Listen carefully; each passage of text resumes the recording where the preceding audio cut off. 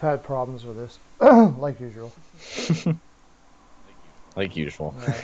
Hey everybody, it's the Pearlo Wisdom Woo! Show with Peyton on the radio. We haven't seen Peyton in a long time. He's been working, doing work stuff. Yeah, Yeah.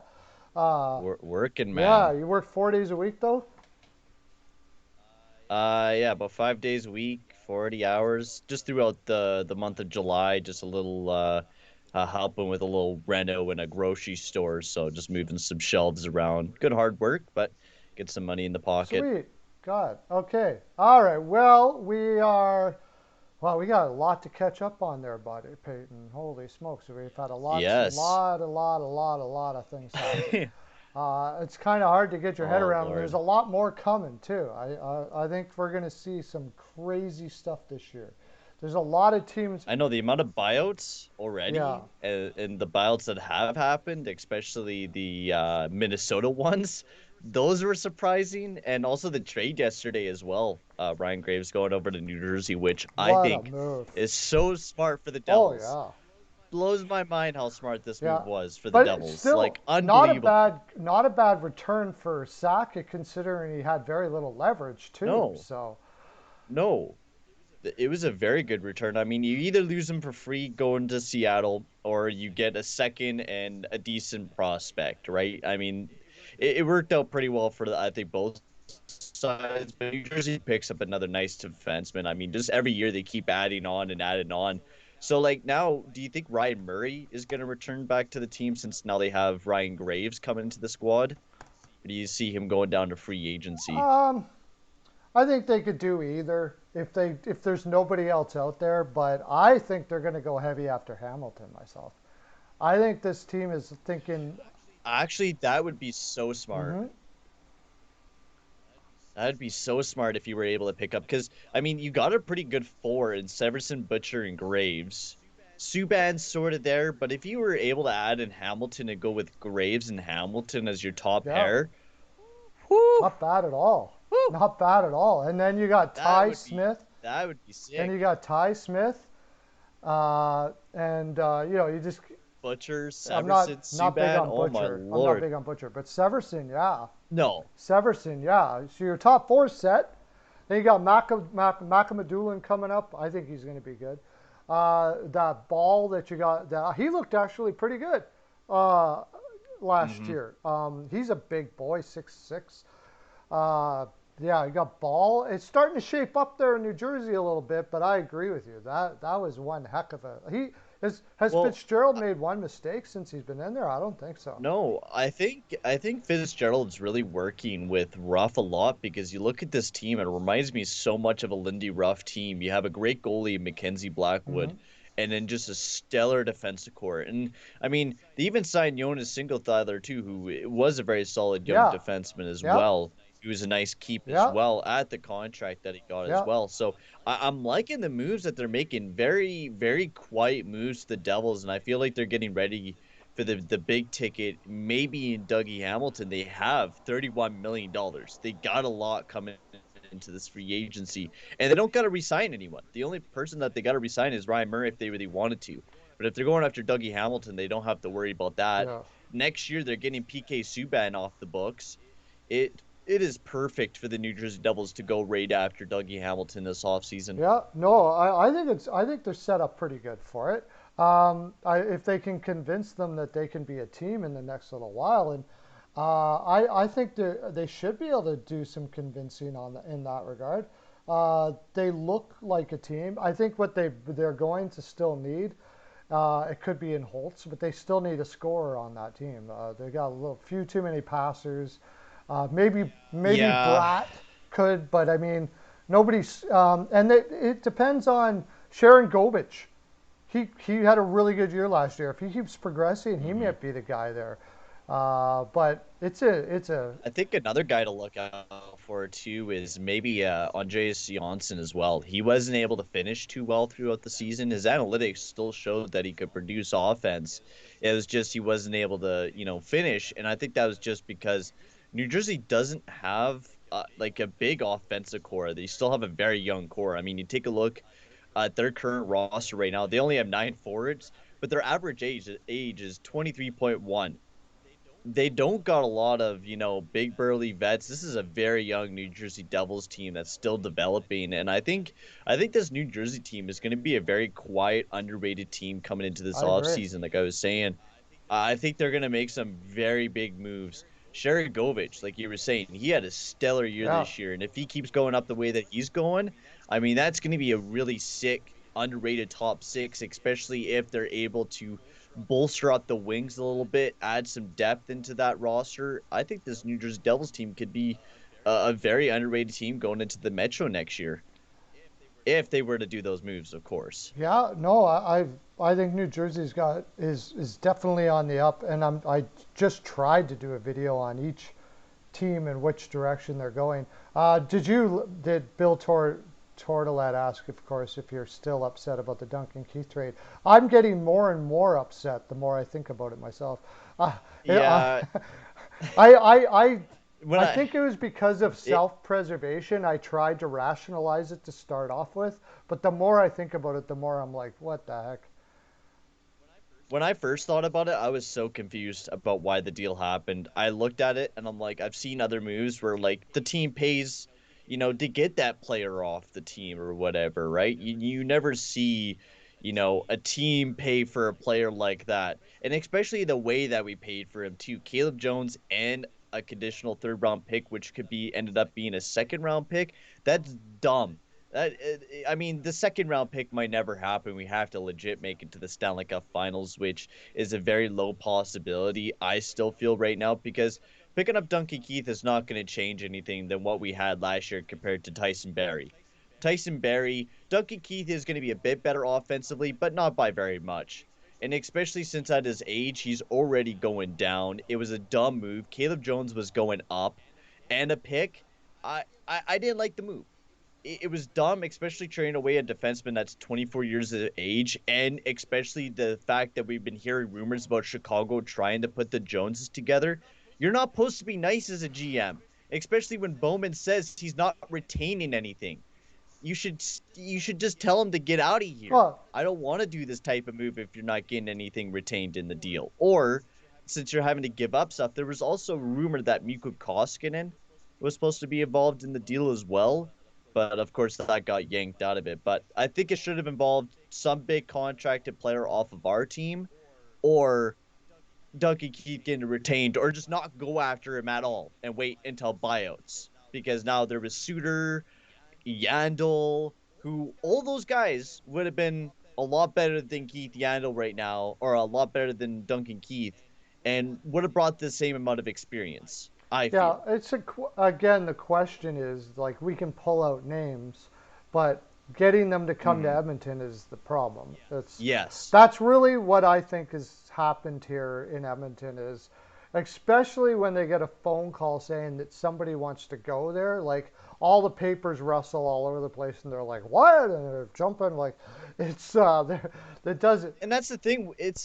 It's not the olden days anymore where we have to worry about not being able to bring in free agency so we qualify offer Thomas Vanek or Dustin Penner. We have Connor McDavid now. We have Leon Draisaitl. There's a little bit more leeway to be able to bring in some of those players and be smart with it. Duncan Keith was going to be bought out if he wasn't Yeah. traded.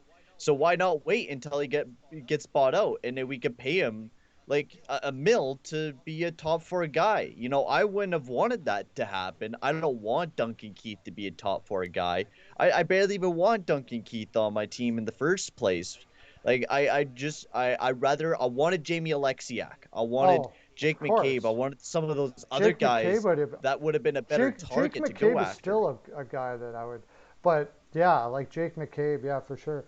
Now, there's only one spin on this, and it's not the greatest spin. Um, there's only one thing I can put on this is that by doing what they did, they certainly make it at least it go like it can go out there to everybody. Like Duncan Keith is very well known all over the league. He Mm-hmm. talks to a lot of people, and he can say, you know what, these guys could have made me sweat, sit and wait, and all of that stuff like that. But they appreciated me and they took me right away, so I didn't have any stress on my family. If you like, at the very least, a guy like Duncan Keith can put it out there that you should, if you go to Edmonton, they take care of you. That maybe might help us for free agents. And I know that we have the Connor McDavid and there's more guys that want to come here, but go to Edmonton. But it's still not it might make our pool larger for the long run. However, I just think this Eh, is a steep price to pay for that when we're in the yeah, situation that we're in. And like now, what are we going to get for a forward? I'm telling you right now, the Oilers are going to get. I'm positive. I don't wish I wasn't positive when I say this. We're going to pay for Tatar. no, actually, I've been hearing a lot of rumors about Zach Hyman Oh God, being don't. the I big target for the no Edmonton no Oilers. no no. You want to hear this? 7 years for like $6 million. I We're will. gonna be doing the same thing, Milan Lucic type of contract for Zach Hyman, who actually had like his best season this year. Without a doubt, he had a really good season this year. But the thing is, there's so much, unknown with Zach Hyman. Is he going to be able to keep producing going through those 7 years? That would be my biggest thing. And I would only want to sign the guy for 3 to 4 years. And on the key thing, I think, yes, it might entice more free agents, but like you were saying, it's too big of a Yeah. price. When you're paying the guy $5.5 million for the next 2 years, and it's not just a 1 year, it's 2 years. And that's also when the years you got to sign Nurse, Bear, and Pulley, that's not good, right? You're gonna have a guy that's taking up $5.5 million, and we were just about to clear off all the big contracts off of our team for the first time. I hate the fact that we need veterans, we need big veterans. We've been picking up veterans since the time we made it into the playoffs in the second round when we picked up Lucic.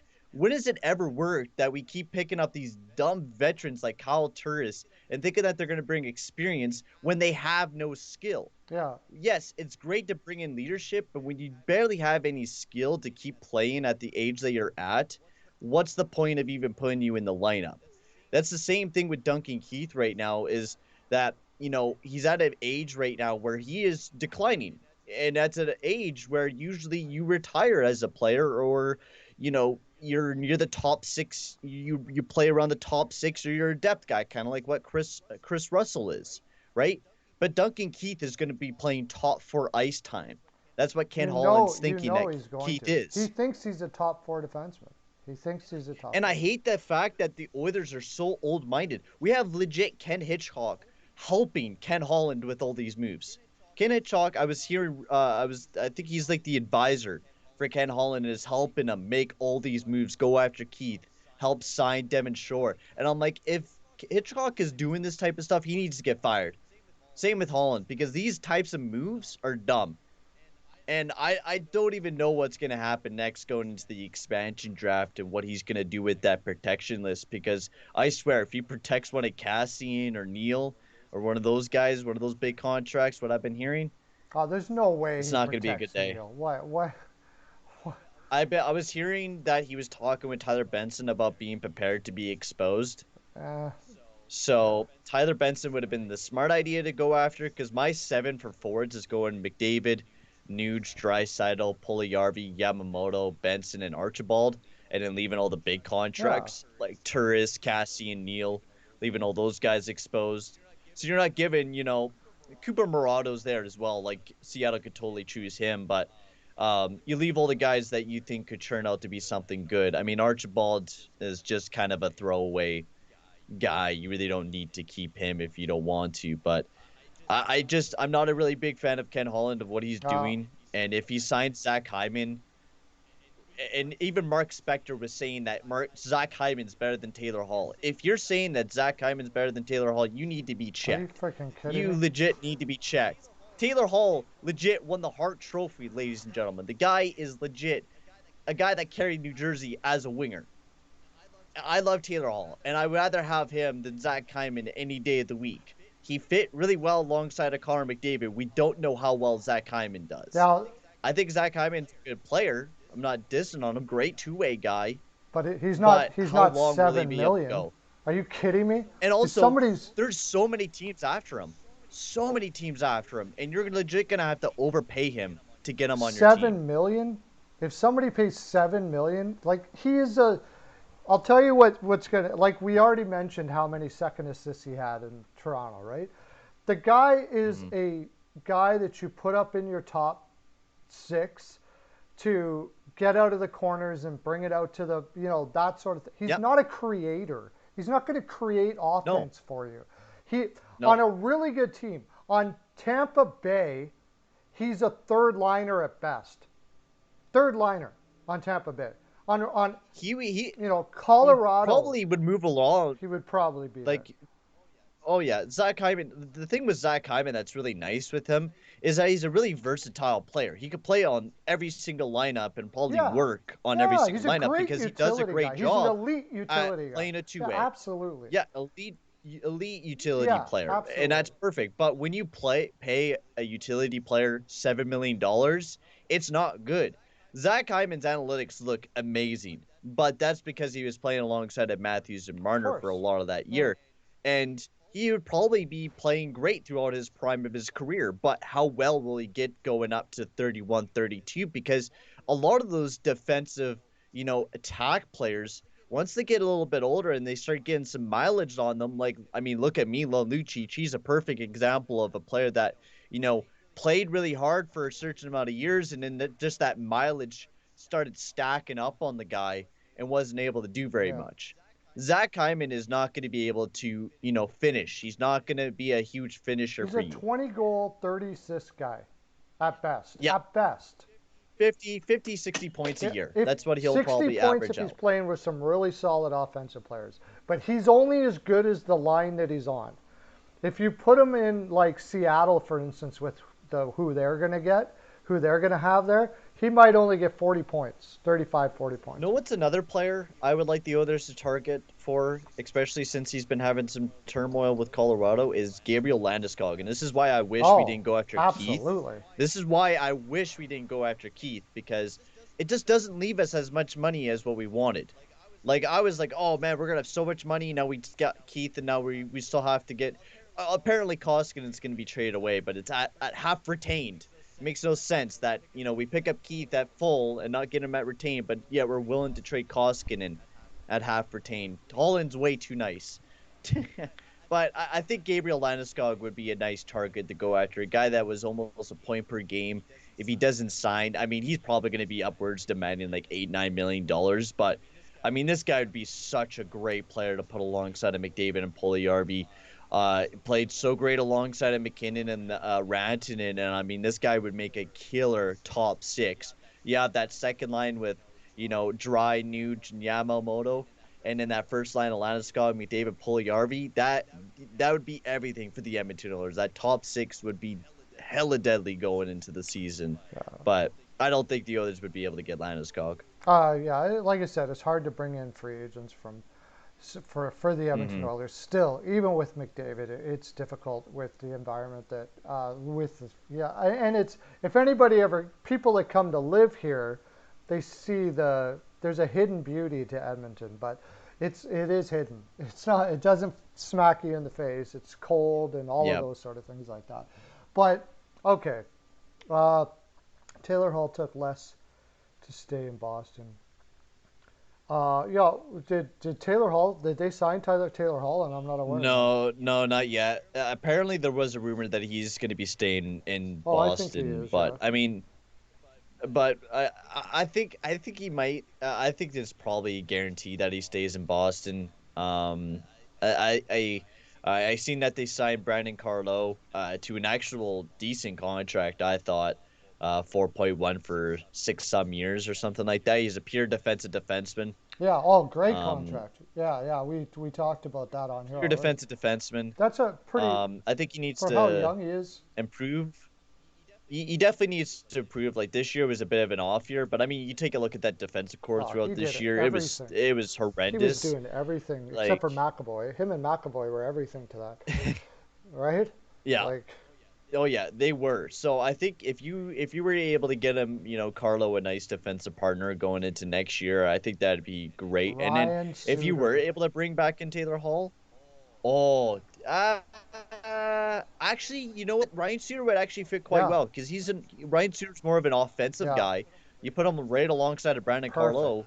That would and you would get him for cheap too, because have you seen what Minnesota's going to be paying that guy? So, Oh my yeah. lord, Minnesota and their buyouts. That was I nuts. don't. I think I see why it's done though, because they they really were not meant to be on that roster anymore. The way that things were going, especially Parise, and they had to move Hmm. on. It was a tough call for him, but I see that down the road it could. They're looking at about a 4 or 5 year plan now. Once they get over that terrible 14 million on the cap hump, they want to be they want to have all their guys. I still see them going after Eichel, and then they're just going to patchwork, pick up draft picks, and for the fourth or fifth year, they want to be rolling and being a cup contender. That's what I see from those moves that they made there. That from doing what they did. I was surprised. I was like, wow, that's a lot of salary cap being eaten up over the past next little bit, like 12 million or like 2 million this or 4 million this year, which is not terrible.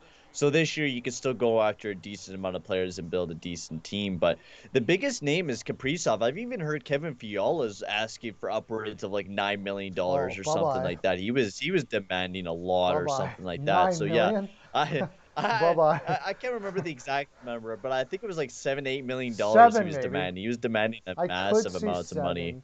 Yeah, I could see 7, I suppose, but I wouldn't pay it to him. I would do that Eichel deal and put him in there if they can swing it.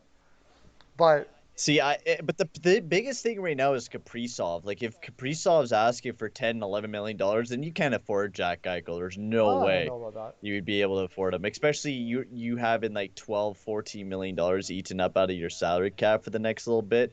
It's going to be pretty hard to bring in a player like Jack Eichel and then have Kaprizov signed to a massive deal as well. But I mean, I wouldn't believe all the Kaprizov rumors either, because all sometimes rumors are negotiation, new rumors. negotiation strategies and Yeah, all that kind of stuff like that. and all most like some Russians go back to Russia anyways, and most likely, yes, there's a chance that Kaprizov might be playing in Moscow, but Kaprizov looked like he enjoyed his time in Minnesota. If you looked at a lot of the videos, he was actually pretty good friends with Zuccarello there. He was looking like he was having a really good time in Minnesota. So there's been contract negotiations. It looks like Kaprizov rejected a few, but I mean, these are contract negotiations for you. Sometimes they're going to go good, sometimes they're going to go bad at some moments, or negotiations. So I'm just gonna wait until the end, see what Kaprizov gets. But I think he could probably get upwards of $8 to $10 million. He's a really good forward, and if he demands what he wants, then I think Minnesota would be willing to pay. This is one of their best players they have ever Well, seen they offered since him 9 million Gavin for 8, and he times. turned it down. Basically, I would say I would pay I would offer 10.5 for 8, and if he turns that down, because then he's going to want. I'm getting scared that he doesn't want to stay long term in Minnesota. And if he only wants a contract that puts him right into free agency, I'm not. I'm going to start asking, okay, where do you want to play? Because you obviously don't want to play here.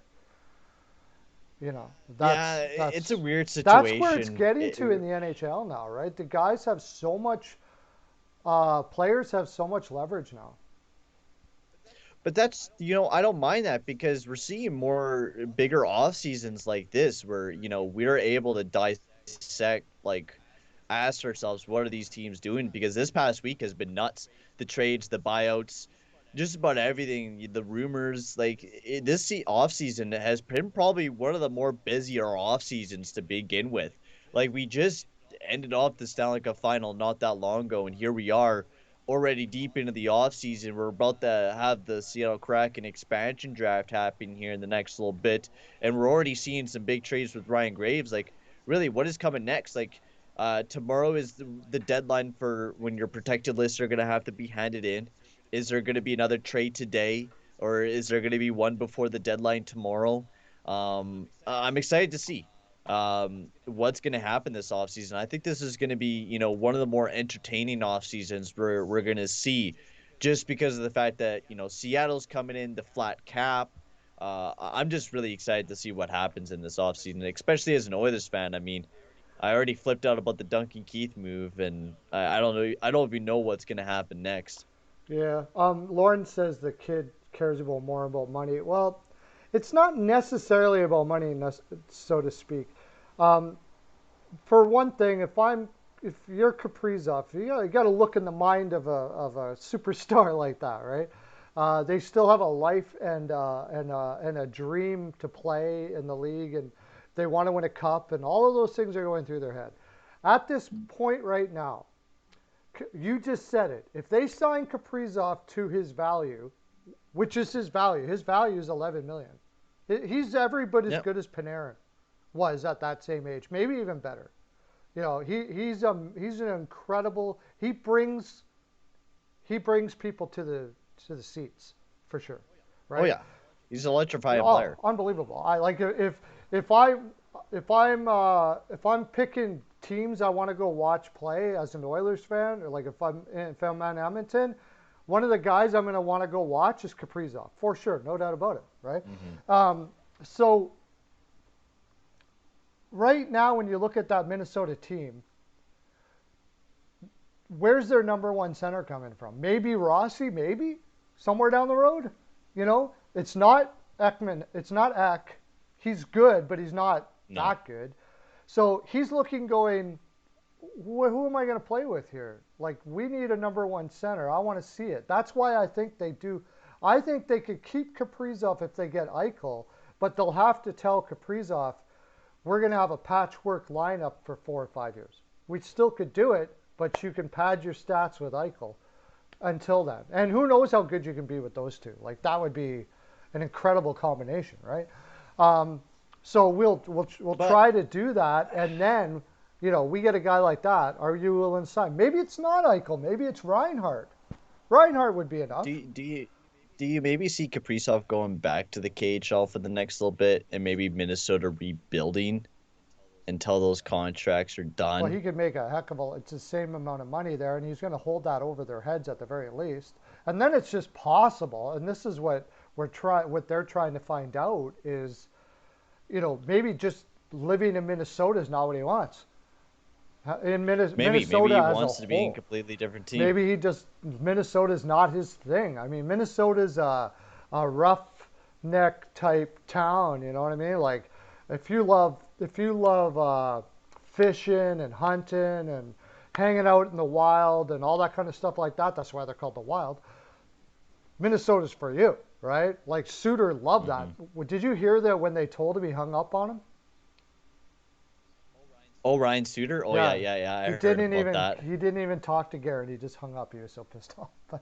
Uh, but maybe he's more of a big city guy like Panarin. Maybe and wants to go to a New York team or L.A. Like, these are all the things you need players to be really honest about and figure out what you're gonna do. So I don't really know. No, I don't know Minnesota is what's really nothing next like for that. Minnesota. Minnesota is a city. Minnesota's got tons of wild area and stuff like. That's Hmm. why they're called the Wild. It's Minnesota is like almost like Canada basically. It is a big hockey town. It is, Yeah. but it's a very harsh winter. It is compared to Canada's winters and stuff like that. So it's a harsh place to play. But I think Kaprizov. I think he'll probably. It's hard to say because we don't know what's really going on. And Bill Guerin, I think honestly, he's going to be a very underrated GM. I don't even Yeah, know what Guerin's going to do I agree. next, and that's good. I was saying to my dad, I'm like, it's good when I don't know what a GM's doing. That's That's good. good. That means the GM's no that means the GM's doing his Yeah, job. But if I'm saying to you that Holland's doing a bad job and I'm able to predict what Holland's going to do next, that's a bad GM because you're not supposed to let all these rumors out. Duncan Keith, there was rumors that the deal was going to be done like weeks ago, and then it was yeah, done. that's right. Yeah, yeah, Keith, Holland's horrible with rumors. Every time a rumor comes out from Friedman, you might as well just think it's true yeah, because Holland's definitely going to be making the yeah. move no matter Yeah, what. we'll go back to that again, but for the purpose of seeing the difference, I think when the Keith signing happened, everything in me was trying to convince myself that we weren't in trouble with Holland, but I can't anymore. Hmm. We're in trouble. We're in trouble. Yeah, We're we are in Kyle trouble. Turris last year, like now this Tyson Tyson Berry, now Berry. this with Duncan Keith. There's legit every trade that he's done. You look at the his history with trades, his signings. Every deal he has done has not worked out. 2 seconds for Andres Anthony. Look at what Colorado did. They picked up a top two defenseman in Devon Taves for two Yeah, seconds, and we've been looking at for that for yeah, years. We trade a third and Caleb Jones for Duncan Keith when New Jersey sent off Mikhail Maltsov and a second round pick for Ryan yeah. Graves. Like the differences and the reason why I'm frustrated at this deal and the people that are actually agreeing with Holland on this deal actually blow my mind on how they're like, oh, Duncan Keith won Norris trophies. He's going to bring leadership. He hasn't won a cup since 2015 or a Norris trophy since 2015. Yeah. He hasn't done anything good since 2015. What year is it now? Well, 2021. We're going into let's put it 2022. this way. Okay, Duncan Keith might be able to play in our top four. That's a problem. If Duncan Keith is playing in Yeah, your top four, you have a defense that's a problem. problem. You do, but And he Holland didn't doesn't solve see that. that. They actually think Keith is. It actually blows my mind because I knew there was going to be a big top four problem, and I knew it that we needed to go after somebody good, and then Duncan Keith, and I'm like, oh yeah, awesome. It's like Oliver Ackman Larson of last year because we would have picked up Larson if we had the money. If we had the money like we had this year, we would have picked up Larson last year without a doubt. But now we picked up Duncan Keith this year, and it's hard. And yeah, the Flames do re-sign Richie, which didn't make any sense to me. I don't know why they brought back Richie and Pierre Maguire. He's hired by Ottawa. I thought that was funny Well, the other day too. it's Did you it's a hear about cushy that? little job. He doesn't really do anything there. It's Yeah, it's it's just it's kind of a. I think it's more of a promotional thing. Like he's a celebrity, so he gets to go around and yeah, talk to everybody. He gets to be home, hang out. Like he just doesn't want to travel around anymore. He's kind of semi-retired. It's a semi-retirement job. Ottawa did him a solid and yep. gave him a semi-retire. Like it's not much different than what the Sedins are doing in Vancouver, pretty much. Just No, golf yeah. and promote Ottawa. Promote. Maybe the city saved them from picking up Duncan Keith. Gave it to the Oilers. Like Benning, Yeah, don't do it. that might have been what they did. Yeah, yeah. Don't Yeah, pick up just Keith. that's We that's played what the against them. Don't pick Sedin's him up. job is. It's just to go golfing and every once in a while come in the office and smack Benny upside the head when he's gonna do something stupid. Yeah. What are you doing? Dano They'll is slap him. Dano Like, come was on, man. offered. Okay, hey, look at that. Hockey News Reports comes in, and NRD was on a podcast talking about the Wild offering a serious offer to Eichel. Yes, I know. There's a lot of talk about that. Yeah. Dano has been offered apparently 6 years at 5 million, and he's gonna check out the I I market. I thought that was rejected a while ago. I thought Yeah, that was an it's still the extension that was same one. handed to him at the They haven't starting of the changed it. year. It's the same. What? They haven't changed their offer. I That's the mean, offer, and they haven't changed it. I wouldn't pay to know more than Five. he's an elite He's 2A sort of guy, like but a center version of Hyman. yeah, I would pay him like five, Five. six, I'd pay him five. 5 mil at Pajot. like at the bare minimum. Pajot. Like I would rather pay him at five Pajot. mil. He's Yeah, yeah, Pajot money is Pajot fair. type money. Yeah, sure. And if somebody wants to give him more than that and he wants to go somewhere else, he But may not. the thing is, someone's gonna pay him What's that. that? Someone's Someone's gonna gonna pay pay him him that. more. He's a Yeah, center. probably. You're right. He's gonna get paid big money He's gonna going get into free overpaid agency. all the And heck. in Yeah. Montreal, like it's gonna suck, but you're gonna be better off without Dano, honestly. If you get Kakananami back and Suzuki, I don't even know what Montreal's gonna do No, next. Like that's they might not even have Shea Weber next year. But the thing is funny, Bergevin's actually gonna keep trying to make this team good, and it's just gonna be funny to watch him blow up this team to try to make it good again. I don't even know how you're going to make this team good. You have so many guys you have to resign. You might not be able to bring back Dano next year. You're going to lose Weber, probably Tatar. Like, I don't even know what's next for Montreal. Yeah, no, I don't know. I Dump up mean, Baldy Rossi in a he's going to do first. something crazy. There's no doubt about it. It's just the way that he works. The name that keeps on coming to me, that it just screams, because we can talk about this too.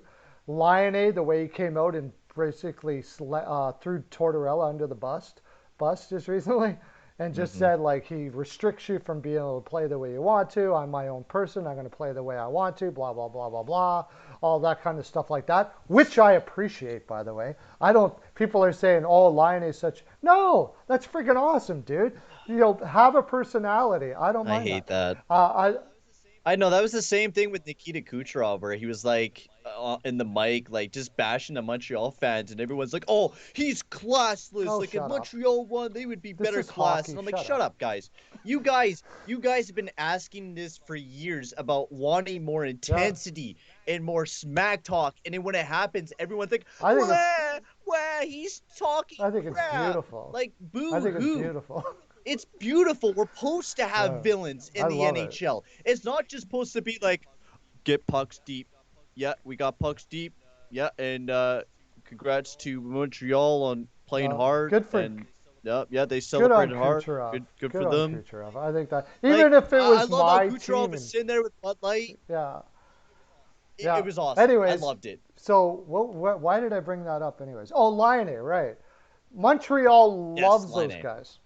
They I know they're picking up Tony D. Yeah, D'Angelo, I've been Montreal hearing rumors about. loves the guys that have personality. If you're not, and all of that stuff like that, um, they have, they do love their French Canadian players. And by the way, what's wrong with that? So you're French Canadian and you like French Canadian players, and nothing wrong with that. I don't see what the Oh, big deal is about that. They loved Kovalev when they had him, and he had a difficult time everywhere he went because he was extravagant. He was his own person. He did what he wanted. They loved him. I think Lion would be freaking amazing in Montreal. I really do. And I I wouldn't. think he could be pretty I solid wouldn't. too. Oh yeah, I wouldn't Um, doubt. Imagine Suzuki and Line playing at his best, given just let him Bruh, go. you could make a big move with Columbus. Seth Jones has been rumored to be connected with Montreal as well. Just think of Line Jones, a package of that going to Montreal. And I What's don't the know what return going Montreal to would be? trade, but That's the thing. Knowing Bergevin, he would sacrifice everything just to get that huge haul. Probably, huh? Like Romanov and a first, another first. Just trade away his entire future for those two players. Because I know I've been hearing Seth Jones rumors to Montreal a lot. Yeah. I don't even know where Seth Jones is going to end up. I haven't been hearing too much, but I've been hearing a little bit about Jones going to Montreal, is what I've been hearing since maybe Shea Weber, because Shea Weber might not even be playing going into next year, so it's going to be reliant on Petrie, Oh, and so yeah, Weber's did you totally see out. this one? What's up? Gavin comments on my videos all the time. Uh, uh, this is why I love doing this. Send a first for Olafson in Buffalo. You know what? Uh the thing is, I don't know. Like first for Olafson, I don't know if that's really worth it Why? though. Like he's good finisher, but his 5-on-5 is definitely not the That's true. greatest game. And you look at other goal scorers around the league, and you get them for second, third round picks. Victor Olofsson, he's good, he's solid, but the only time he really played really well was when he was playing alongside of Jack Eichel and he was playing alongside of Yeah. somebody. Oh yeah. He's definitely not So he gonna. would probably not be He's worth. not gonna run a line for you. He's not worth a first, but he's somebody that you can maybe throw a prospect and a Yeah. pick. That would be A something I would be second round interested pick in in for Benson or Victor something like that. Olofsson. Yeah, Benson and a something like second that round because pick for Olafson. And the thing is, though, Olofsson's he's not a a first great round pick. he's a great power play guy. But the thing is, when you're playing with McDavid, it's almost like you're on the power play all the time. Just need a guy that Hmm. McDavid can pass the puck to, and he can actually score when he does it. And that's really what they really need. But the idea of going to Olafson, I think, isn't a bad idea as a whole. I don't know about a first though, too, as well. I don't know about a No, first. no. But. Well, especially this year, like 32 points in 56 games, which Maybe isn't bad, but his analytics don't look too fantastic. Like he was better on the power play than he was 5-on-5 wise, and he took even a bit of a dip compared to last season. Like his finishing last year was way better than what it was this year, and I think that was because he was playing less with Jack Eichel this year. And Victor Olofsson might produce hella good, but if we get him for cheap, that'd be awesome, right? He's only $3 million this year. You could probably get him for cheaper going into the future years. So I think honestly, that's not a bad idea if you're the Edmonton Oilers. Just the problem is you can't trade away the 2022 second round pick because that's locked up in that Duncan Keith move. So you wouldn't really be able to trade away any picks. That's the thing yeah, that that's Holland and kind of that screwed and us that yeah, with that he Duncan removed Keith that move. second round pick now for now. Like, oh my gosh, it just keeps on getting worse and worse, that trade. Every time I think about it, it's freaking okay. I know every day I see a buyout, I'm like, oh, Suter. I'm like, oh, we could have had Well, I don't Suter. know if we could, Oh, but we could have at oh least yeah, yeah, we could no. at I'm least like, opened the door and oh, we offered could have him had yeah, something. He's way better than Keith. Let's yeah. put it out there right now. Suter's way better than Keith. Suter right Way now, better than Keith. Suter right now is Yeah, better than Keith. way Way better better than than Keith. Keith. Like a step above, like 100 times better. Even Yandel is better than Oh, Keith really? right now, and that's saying I a lot. wouldn't. Yeah, I would Mm, say Yandel's offensive game oh, for is better sure. than Pure Keith's offensive offensive guy. game. Yeah. He's basically Barry and cheaper. Right, defensively, Keith Yandel, his defense, yeah, It's it's horrible. horrible Yeah. for Yandel and it's horrible for Keith as well. It's horrible for Keith as well. But offensively for Yandel, awesome, awesome guy offensively. If you were looking to bring in a guy that brings an offensive game, which is what Keith will bring, Yandel would have been a better guy to bring in. Yeah, well, you can get him. I think you could get him for cheaper. I think right now he's not sitting at a very high.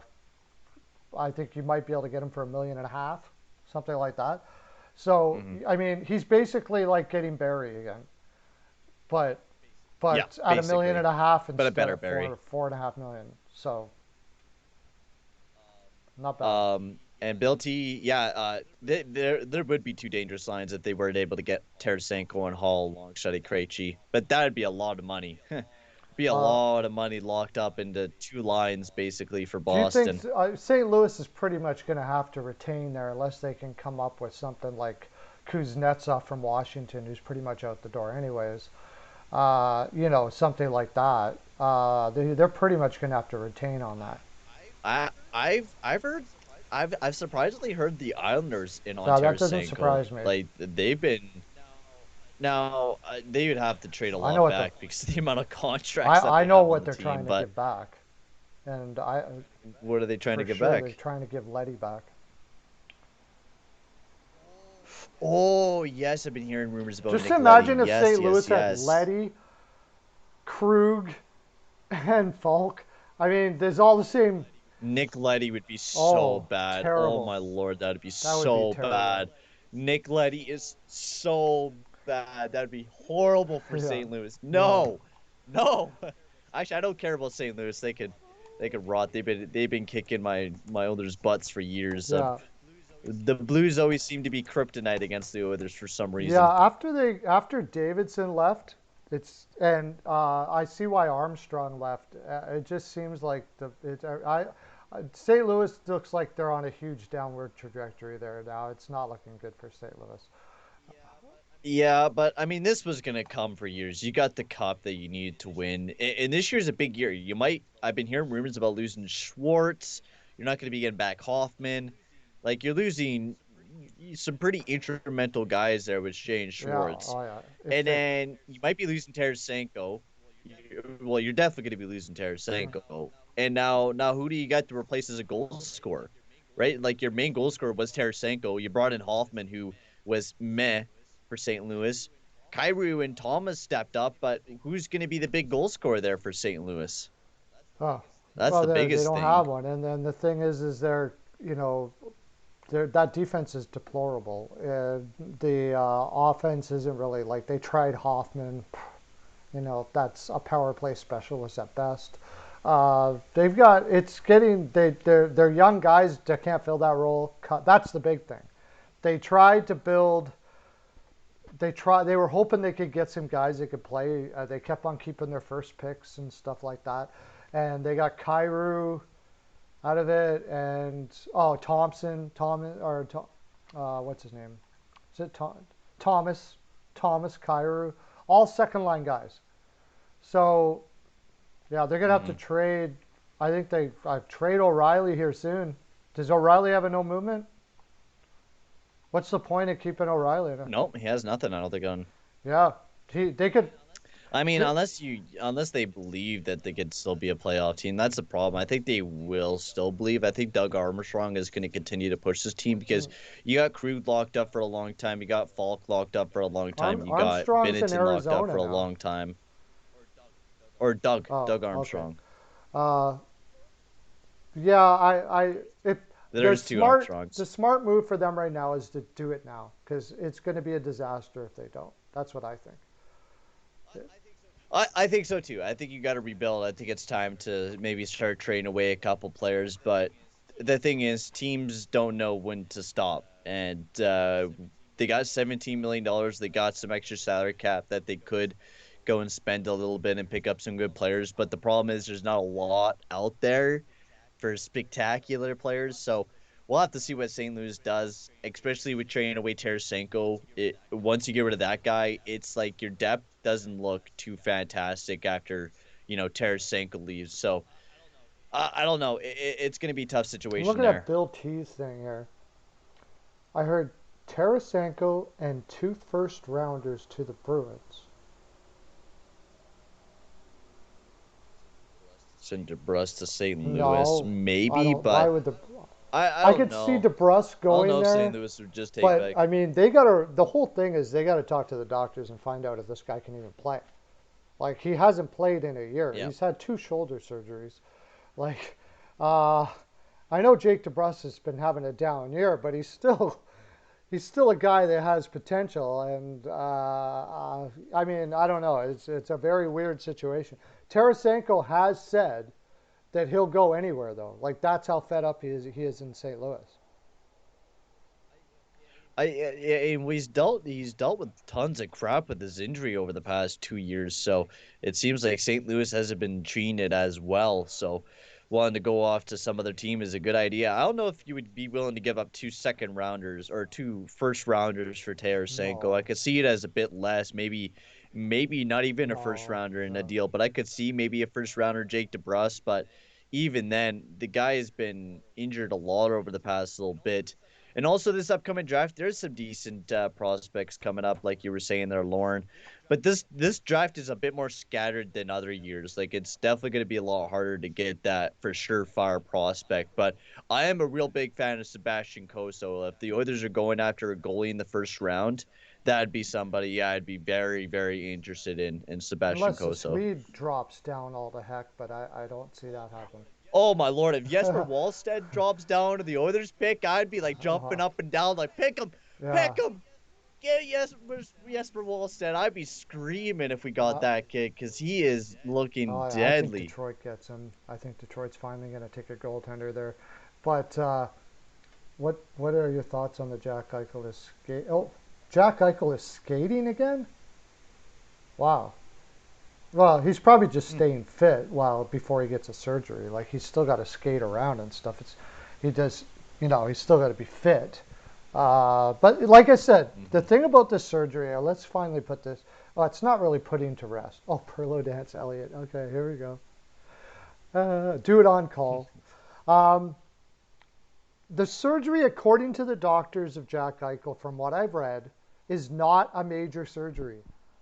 The problem with this neck has historically been solved by just physiotherapy, and eventually the guy gets back, and usually they have fine careers. It just takes a fairly long time to do it that way, and they've been trying to do it that way, and it hasn't been working very well. It keeps on coming back to haunt them. And so he found these doctors who said, basically it sounds like they're putting their practice on the line and saying, you're going to be fine, this is going to be good, you're going to get back, you're going to be just as strong as you ever did, and all that stuff like that. You better be right, because I'm pretty sure there'll be a lawsuit on your hands if you're not. But if other doctors out there Hmm. are listening to this and they think he's going to come back just as good as he ever was, uh, that could be a pretty big package sitting there. But the thing is Buffalo going to let them? They should, right? Oh, I would if someone handed me a huge package for Eichel, I would be taking it Well, up. I mean, somebody brought up a it's so package here hard. from Minnesota that I think is too much, and like really, Oh yeah, like dump a Baldy, Rossi, and a first. That is a lot for yeah. Eichel. But I mean, Eichel's worth it. Eichel really is worth it. If you really look at him, he was a second overall pick behind McDavid. He would have been first overall if it wasn't for Connor McDavid being there. Jack Eichel's a really good player. He's phenomenal. And if it sucks for Buffalo having to trade him away because the guy is so good that you're never going to win the deal no matter what, unless you got really lucky with that first round pick and you got really lucky with the development of that prospect. And I think if you were looking at Minnesota, Dumpa, I don't even know if they would be trading Dumpa now because of the fact that they got rid of Suter. Are they going to be keeping Dumpa now because of the fact that Oh they yeah. got I Suter don't think gone? Dumba's going I would anywhere. be willing to trade away probably Rossi. Rossi would be my first part of the puzzle. I got two first round draft picks this upcoming draft, so trade away the Pittsburgh one or Minnesota one, and then a pick next year. With Rossi pick next year, another prospect I probably. think it would be because they're going to be cash strapped, right? So they won't be able to sign Hmm. Fiala if they get Eichel. So I No, would, you're not going to sign him anyways. Fiala. Fiala would be added to the deal. That would be a Yeah, bad I would idea. go Rossi, Fiala, and your two firsts this year. Maybe another prospect if you need to. It depends on how many. Like apparently, the package for Anaheim, they Minnesota might not even be able to beat it because you got to remember Rossi didn't even play last year. He was injured, right? So No. there's that development problem there. But apparently Anaheim is Well, he was offering. dealing with a lot of the Yeah, COVID. Anaheim is. Oh yeah, that's what causes the delay too. Anaheim Yeah. offered. What's that? Why do I forget his name every once in a while? Their number one prospect center, that Zegras. Zegras? Zegras and their first this year, which would be the third That's it? overall. See, and Oh. then I don't know if they have to add more to that, but you saw Trevor Zegras playing for Canada there, right? Like, Yeah, he was and his amazing there. attitude, his his attitude is what I love about that trade. Is they need guys like him. Like he talked to the media like we're winning. Or what are you talking about? Why would you even consider the fact that we're not winning? Like he looked like totally. When they started bringing up like challenges and stuff like that, he goes, yeah, but we're gonna win the gold. You know, I love that about him. He was great, and he had a great personality, and they need that in Buffalo. So I Hmm. like that deal. They do. I think Zegras would be a good option, but I think if Buffalo, that is a pretty big, bundle, but it's a first that's a third overall pick this year in a draft that is very unknown, and Trevor Zegras, who is phenomenal. But I think the Minnesota bundle as well. Like if you were to able to get Zegras, Fiala, two You first, mean like a first this year and then maybe a first next year, right? Rossi, I think it'd Fiala? The be good thing about Rossi is he played with Rossi, Jack Quinn, Fiala, right? yeah, He played with Jack Quinn. yeah, and that maybe that would be very enticing for the Buffalo Sabres moving forward because I think Rossi could be a very, very, Oh very yeah, good centerman looks moving like a forward. Backstrom So type. I think that would be somebody to look forward. But it is very hard to beat the Zegras and the first round pick, especially seeing Zegras this past year. And he had 13 points in 23 games. He was amazing in the World Juniors. It would be very, very hard to pass up on a player Yeah, like that. Rossi, the one I have a hard time giving Boldy in that deal. I just freaking love that dude, Boldy. If I'm giving up Rossi, but maybe in the end you go, you know what, you're not going to get a superstar too often, and you end up doing it, right? Maybe and Oh, I see. Gavin said here, if you listen to Freeman and Drigger, there will be a three-piece trade with all the three pieces being very good quality. So it sounds like Rossi, Baldy, and Dumpa. Yeah, that is most likely the case. I mean, Dumpa is not too big of quality. I mean, he's a good defenseman, but he's mostly an offensive guy. Um, I think it's not a bad deal. I think you might have to add in a first round pick, but definitely the same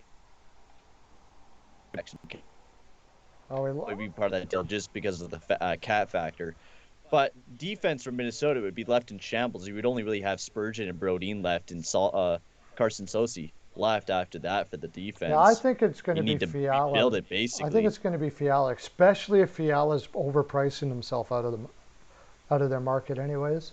I think it would be Fiala. I think it would be Fiala, Rossi, and then a whole bunch of firsts, and they'll hold on real tight to Boldy. Maybe he ends up being Boldy, but that would be a nice package if they got Boldy, Rossi, and Fiala out of that deal. Ooh, wow, that's not a bad. Oh my That's lord. not a bad bunch of players to build around, especially if you can find a way to keep Reinhardt. Mm-hmm.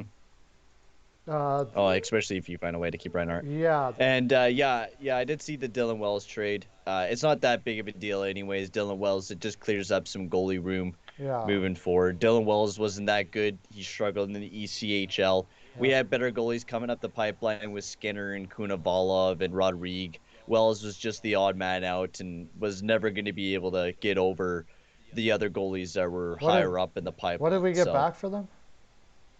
just future considerations. Oh, That's it. okay. It was just like a nothing He move. probably wanted to go live in some place and said, "I'd like to live there" or whatever. I don't know where. Yeah, I think also Dylan Wells needed to be signed too, and we already had like this year in Wichita Thunder, he had a 4.98 goals against average and an 871 save percentage. Even in Bakersfield, he struggled, had an 878 save percentage and a 3.77 goals against average in the AHL this past season. The year before, he wasn't terrible, but just a guy that has been over toppled by Skinner and Kunavalov.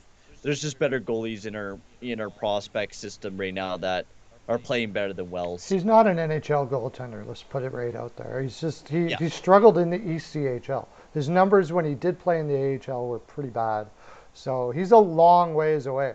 Now, yeah. Carolina maybe has some goalie coach out there that said, "Oh, there's something they're missing here, and we can recreate him." And you'll see his name pop out when he's 28, 29, sort of like Allmark or guys like that, and then all of a sudden they're great. Possibly, but Mm-hmm. that's a big if, big if. If you It is a big if you if. throw Risto into that deal, that makes it that decreases the value of Eichel. Mm-hmm. Yeah, I don't think so. Uh, I think it'll be Eichel straight up, and then like I don't want I don't I don't want Ristolainen. I don't know if I want I Dumba in that deal. I just don't see the point of it. I want Fiala. I want Fiala, Rossi, and Fiala. Well, if I'm Buffalo, I'll take Fiala, Rossi, and Boldy or something like that. If you're offering me that, it's probably the deal's probably done already. I like that deal, but I have to weigh it out. I call Anaheim back and go, okay, you guys got Z. I really love Zegras. Zegras and the first. What else can you offer me? Who knows? They might be able to give you more. That's the way it's going to go. So, mm-hmm. Mm-hmm. Hudobin to the Penguins to replace Jari. I like that. Might as well. I was hearing Jari to the Oilers as well. Oh I was God, hearing because please. Schwartz was I a goalie seriously coach would. with the Oiler Kings with Jari, Yeah. and I've been hearing reports about that. I haven't heard a ton about the goalies, but I was hearing the Oilers are involved into a ton of goalies. I'm just hearing a lot about like Drigger. I heard he might be going to the Kraken. I've been hearing Francis and Drigger being connected, so that'd be a goalie the Kraken might be going Yeah. I and wouldn't. targeting because there's not a lot of choices for goalies in the expansion draft Yeah. I that are think. I think it's phenomenal. pretty much. Ben Bishop might be available though. Yeah. But I mean, he hasn't. He's so injured. You'd Mm-hmm. have to really know that he's okay. He's available because I don't think anybody's going to take a chance on him right now. He might even be available because he knows he's not going to be able to play. So he wants to help out Dallas because they helped him out. Like, it's hard to say. If I can't talk to the doctors or anything, I probably got to steer clear because why wouldn't you let me talk to the doctors if you actually wanted me to let him go? Yeah, it's tough though. Then if they won't let you talk to the doctors because they also don't want you to take them. So yeah, that'll be difficult. That would be a difficult thing to do. But I think they kind of put him in a uh, difficult spot because you're taking a big risk getting Bishop there, I think. Um, Mm-hmm. Montreal could be playing some games with Weber there too. Um, and sort of the same situation. Halfway through the year, all of a sudden Weber's fine and he's playing, or and everything is okay in Montreal because they haven't changed the rules, right? The whole No, thing. no. So like they could now do what they can do with Weber, what Tampa Bay did with Kucherov. They Yep. could say, "Oh, I think we're good enough to make it," and go sign somebody to a 1-year contract. Let Weber get all fully Mm-hmm. healthy, and then also they have Seattle going. Should we take Weber? I mean, he have good value, but how bad is he really injured? No, you can't talk to our doctor, so they don't take the risk, and they get to keep Edmondson. So that could Mm-hmm. be a lot of play there. There could be. There could be. There could be. Yeah, Kraken might be going after Okposo on Rhino. There could be something there with a trade. There's a rumor from Panada that Kraken might take Okposo. Last week brought up Kraken taking Okposo, so no one Reinhardt wanting to go to rest. So you're thinking that Reinhardt might go to Seattle in a package that would get like tell Kraken to take Okposo during the expansion draft because he's going to be exposed. Uh, That might not be a bad idea for Buffalo, but why would they do that when they're trying to rebuild practically right now? I don't yeah, know. no, but the idea is that I guess Seattle can draw Reinhardt with Okposo there because apparently they're good friends or whatever the case may be. Yeah. Uh, I don't know. Is it really necessary for them to give up their second overall pick Um. for Reinhardt? I mean, how old is Reinhardt? 26. Yeah. Let's He's get 25. 25. He's almost 26. Yeah. I really like Reinhardt a lot, especially the way he played last year at the center position when he got that. But that would mean that they would be passing on Beniers and Eklund and their possibility of being on their entry level. So Um. You want to hear a report from Elliot Freeman that I just heard now? what's that? I think Mike Smith, they are talking a 2-year deal with Mike Smith right now to sign with the Edmonton Oilers. My brain might actually explode if But this don't actually don't tell happens. me the number because I'll lose my mind. No, I don't know the No, number. I don't I want to know haven't the heard number any because I number. know the number is gonna that my head will explode when I hear the number. That's what I'm trying to say. Dude, if it's 2 years at like 3 mil, I'm gonna blow my mind up. I'm just gonna Oh, if it's something if like they're gonna that, sign Smith at 2 years, that's so dumb. It's just like, yeah, let's get the two of the oldest guys on our team for 2 years, Keith and Smith. Let's go with the oldest squad that we could possibly make after being one of the youngest squads for a what's while. Smith Let's holding make it over up their with head all to make a bumps. deal like that? Like, is there seriously somebody out there that's offering Oh, Smith a 2-year deal? I had a really good year last year. I had a really good year after 2 years of just being completely not there. My gosh. You guys want to sign me to a big deal? You're 39 years old. He's gonna be Oh, 41 by the time the deal ends. uh, 41. I don't know. Oh man, it makes no sense to me. I don't want to be an Oilers fan anymore, Yeah, man. I'm just gonna be a I'm Kraken telling you, fan. I'm becoming more and more of a God, Vegas man. fan every day, every day, every day. I'm telling you, it's just Jesus. driving me freaking crazy. Just never stops. Okay, it's Why? doggy time. So let's get to the It is doggy doggy time. time. All right, we'll be back in 3 minutes to, well, this has been an awesome conversation. I'm sure we'll have plenty more. Buffalo, just the Buffalo Sabres alone is a good hour probably still. All right, Mm-hmm. doggy time. See you in a bit.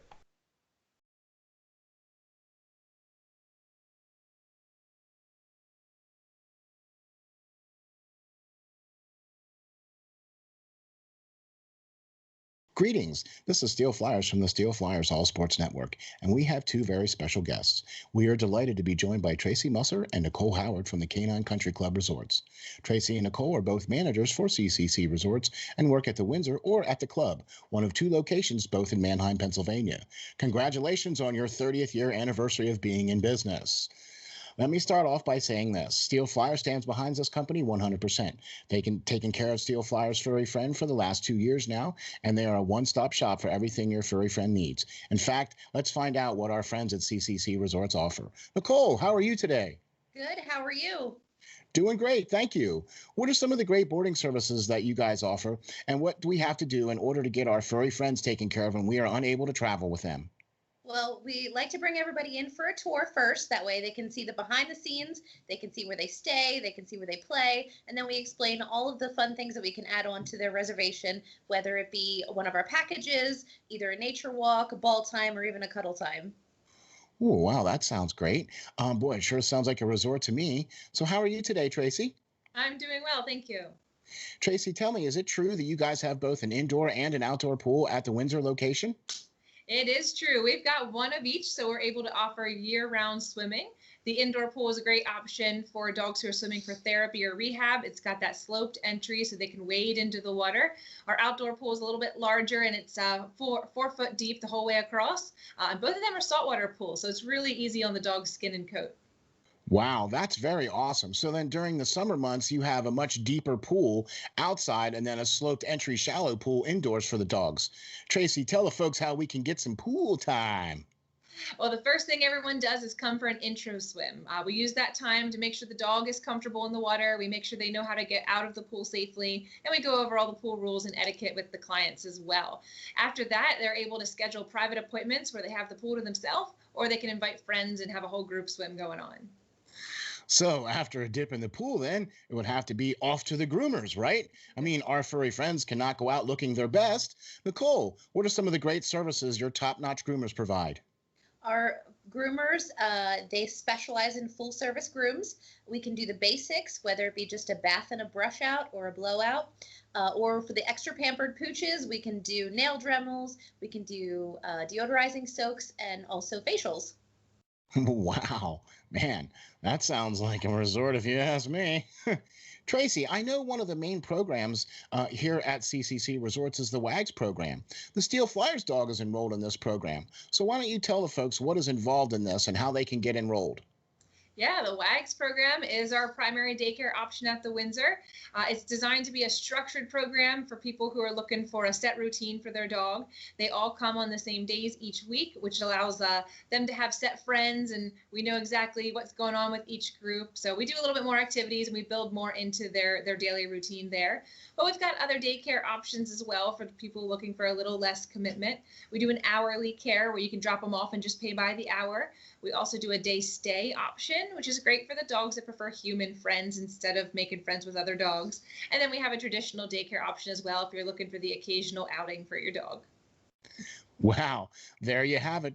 A full service groomer, a daycare program, and an indoor and outdoor pool. What more could you ask for? Sure seems like CCC Resorts has everything covered. Remember, DOG, depend on God.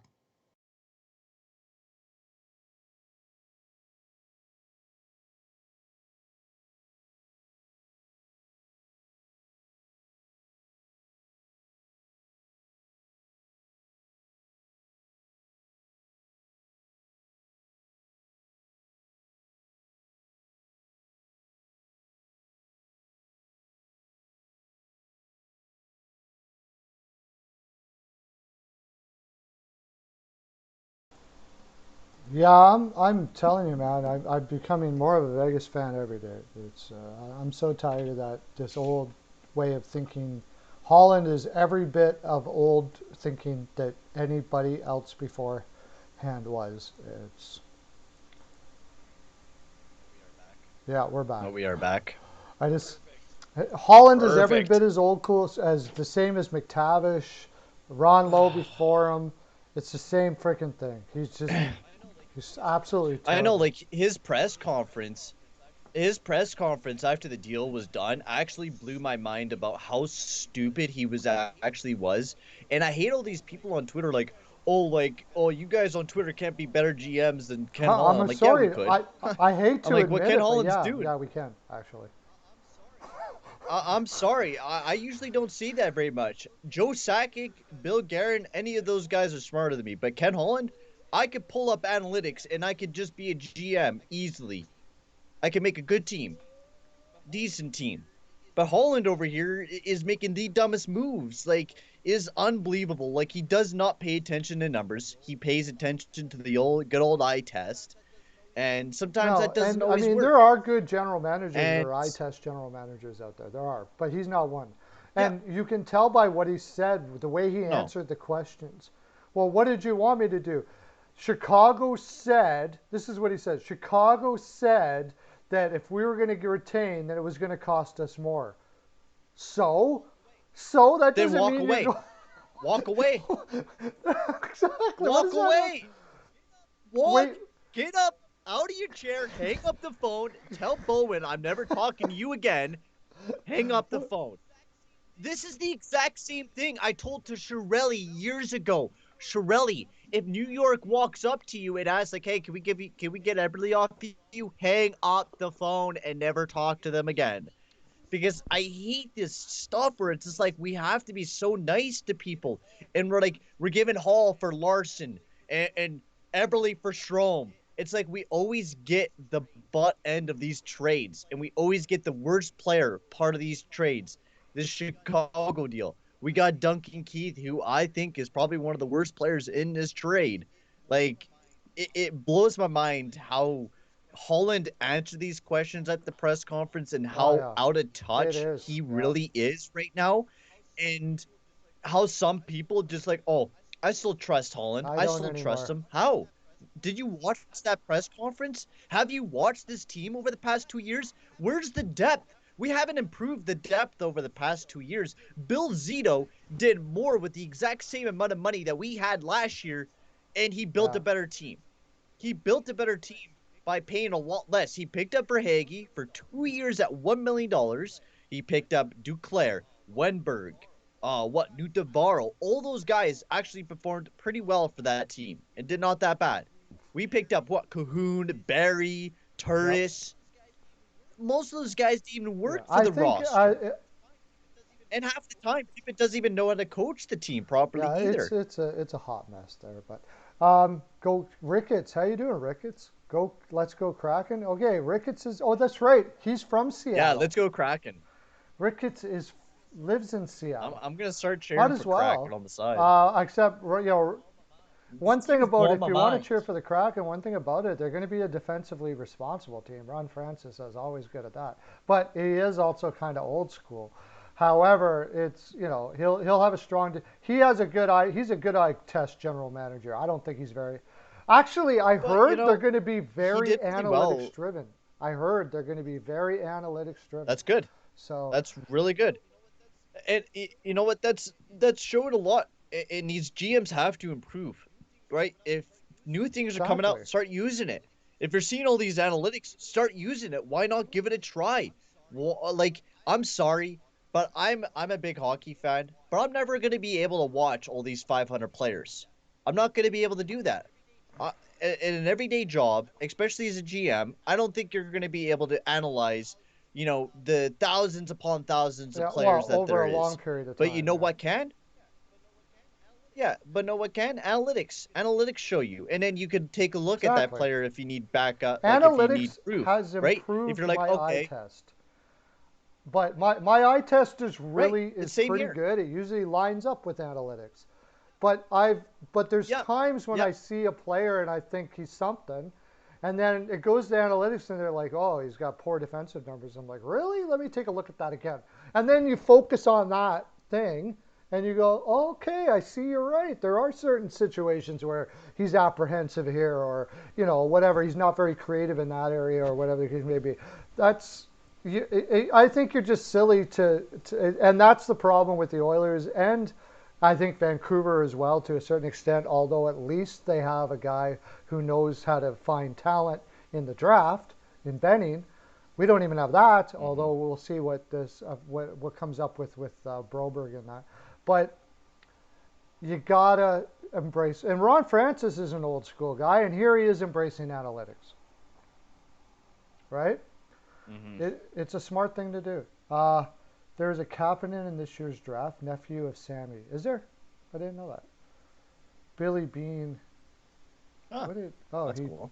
We need Billy Bean in hockey, just like. Oh, Billy Bean. He was the Oakland Athletics really, GM there. He was the big analytics dude there for the Oakland Athletics and did well, tons of great stuff for that is like team, crazy just using analytics and now, right? Oh, it is. I would say, yeah. I would say there's a lot of analytics driven into it, and I think people should use analytics more. I know I always hear the excuse, it's numbers, numbers can change always, but the analytics that are actually made for these are actually good calculations and are actually able to bring you exactly what that player does exactly out on that ice, on the power play, on the PK, 5-on-5 wise, his finishing skills, whether he's a good playmaker or whatever it may be. The analytics show you what that player can bring to the table. You can watch it to see if you want to, guarantee it, and most of the time, it will. There's been so many times where I'm like, all right, let me take a look at Ethan Bear, see how well he looks. And I'm like, all right, those analytics, yeah, they look pretty good. And I watch him play, and I'm like, yeah, that exactly lines up with what the analytics are showing me and what I'm seeing out on the ice. And a lot of GMs, I think, should start using it. I think we shouldn't have Ken Holland or Dave Tippett coaching these damn teams or being a GM of these damn teams that they don't know what they're doing out there. Holland's still thinking he's back in 2015 looking at Duncan Keith like he's still a Norris Trophy winner. What was I going to say? There are times when analytics don't tell the whole story too, I will say that. But more often than not, it tells you more of a story than it doesn't. So I like it. But, Coach, I thought Tippett was a much better coach than he was. I really did. When he did in Arizona, I'm starting to look at it now and realize that what he did in Arizona was much more to do with how good of a goaltender Smith was than how good of a coach he was. Smith is doing like fantastic now at 38 years old. We will say that for sure, right? That guy when he was 33, 34 back then, I used to say he's one of the most underrated goaltenders of all time. And I still think he is, and now I'm starting to think that he propped up Tippett a lot. Because I have to admit, I didn't pay attention to Arizona all that much, but there were teams on paper that made the playoffs that Tippett, that he coached that shouldn't have made the playoffs. But I'm starting to think that had a lot more to do with Smith than it did with Tippett.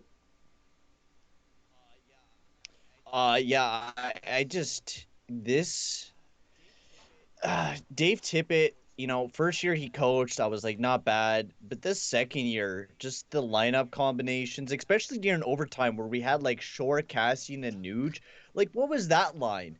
Like, why are we throwing Nuge alongside of the bummiest of bums on the lineup with Shore and Cassian in a playoff game? It's not the regular season. It's not the preseasons. It's the playoff game where we're having Devin Shore and Zach Cassian play more ice time than some of our better players. Sorry. I agree. Fan go ahead. I tried to justify it several times with the fact that he's trying to build character and it's all like that, but it's gotten to the point where I just can't anymore. Claude Julien is better than Kenny Holland as a general manager. I would like to see what Claude Julien would do as a general manager. Claude Julien's coach teams have been some of the best analytic teams ever. He's fantastic as far as building an analytic team. So is Sutter, by the way. Dwayne Sutter is another one.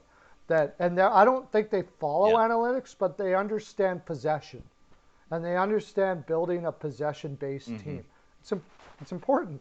It's like the most important part of hockey is... And Dave Tippett, the way that Dave Tippett coaches is, just rely on Mike Smith, guys. Just rely on Mike Smith. Just let him do all the work. Don't worry about it. Let him save all the pucks. And then McDavid, once he goes out there, he'll do his thing, and then we'll be good. That's what Dave Tippett basically does right now. Right? He throws random lines together. He just allows McDavid and Draisaitl to do their thing and But cripples everyone else. He benched Ethan Bear for 9 games throughout the season. Did the same with Puljujärvi. I just think it's dumb what Dave Tippett was doing to the youngsters this past season. I think he stunted a little bit of Evan Bouchard's growth when he could have played a hell of a lot better throughout the season, and probably could have played a lot more throughout the season as well. I felt like he was ready to jump right into some NHL time. And playing William Lagesson in the top 4, there's many questions to be asked about what Dave Tippett, was doing throughout the season. And especially Kenny Holland going into this offseason. I'm not excited as an Oilers fan, to say the least, about what's coming next, especially yeah. with free agency. I just like to see if he was willing to do it. I don't know if he was willing to give being a manager a shot, because I think he just understands the game that way. But I mean, Sutter was really good at possession as a coach too, but he was a terrible general manager. So I don't know. It's something to bring up. I really thought that Kenny Holland could be a little more progressive than he was, and he just he was not. Yeah. And what are we doing here? Now we're going to be going. You know what I was just going to say? Since we were talking about Buffalo as well, I know we've been talking about the Oilers a lot, but there's a lot to talk about with the Oilers too. And actually, I don't usually talk about the Oilers all that much in my program. So there's people are like saying that it's a disaster what has happened with Eichel and Buffalo, but I'm telling you, they're not far away in Edmonton. They're not far. I think McDavid, Eichel, he's up there, but Eichel's never made it to the playoffs. The team has just been bad because management keeps making dumb moves and they keep messing it up. See, the thing with the Oilers is that this team's easy. This offseason was the easiest offseason ever. Totally easy. Like, we're in a weak division. There was tons of great D-men out there that we could have picked up. There was tons of great skill that we could have picked up, and we could have made some really smart moves. And now here we are having Keith taking up $5.5 million for the next 2 years. And hearing the rumors, it's not looking like it's going to be a pretty off season for the Edmonton Oilers. And we are wasting the years of Connor McDavid. And it sucks. I can't wait until his contract ends and he can leave this damn team, because if the team is going to be like this, I'd rather McDavid be gone. And I'm saying that as a true Oilers fan. I'd rather McDavid be gone instead of this horrible management keep bullying McDavid the way that they have been. I love McDavid. He says that he wants to stay here, which is awesome. But if Holland doesn't bring a supporting cast, which he hasn't been able to do over these past 2 years, and this year is one of the easiest years to do it, if he doesn't do that, I hope McDavid goes off to some other team and they're able to build a good team around him, because right now the team that we have has no depth, and it's just all McDavid and Draisaitl. There's not a lot of depth goal scoring except for, our top guys in McDavid, Draisaitl, Nuge, and it will probably be Puljujärvi, Yamamoto going into next year. It's really sad what's going on. I'm hoping we could have a season, but I don't believe we will. Edmonton is in a weak division, Dustin. Yeah, they certainly are. Benson breakout. I don't know. He's got to learn. He's got to Maybe. He's just got to. It's the skating. If he gets his skating, I think he's he's got good. everything but his skating. Everything but the skating. I mean, he had a point a game year in the AHL, but skating isn't as important in the AHL as in the NHL. Lots of bad skaters have done well in the AHL. If he can get his skating up, yeah, he could have a. But you know what? The thing is, if he doesn't, his passing's really, really good. I think he could just carry himself with the fact that he could pass that puck really, really well. I think there's a potential of Tyler Benson coming in next year. I don't know if it'll be a breakout season for Tyler Benson, but you never know. We've been having a lot of our prospects jump into the roster lately and been playing really well. So we'll have to see with Tyler Benson. But over his developing career, he's been an up and down prospect faced with injuries. And even when he came in, he's just been kind of up and down always in the system. So I would like to see him play. I really, really would love to see him play this upcoming season. I wanted to see him play last year, but we'll have to see. He was supposed to be a top pick in the draft he was in, and he got injured, and he hasn't really been able to progress past that injury enough to be able to play in the NHL so far. I'd like to see him do it, but the like that's the other thing about the Edmonton Oilers. They're not they don't have prospects banging down the door to get in either. Benson might be one, but I mean, who else? There's not really a lot there, so it's tough to be, yeah. It's tough to be an Oilers fan. Yep. Okay, what do we have next? Yeah, Belty, I agree. I should be the Oilers GM. I agree. Probably work out a lot better.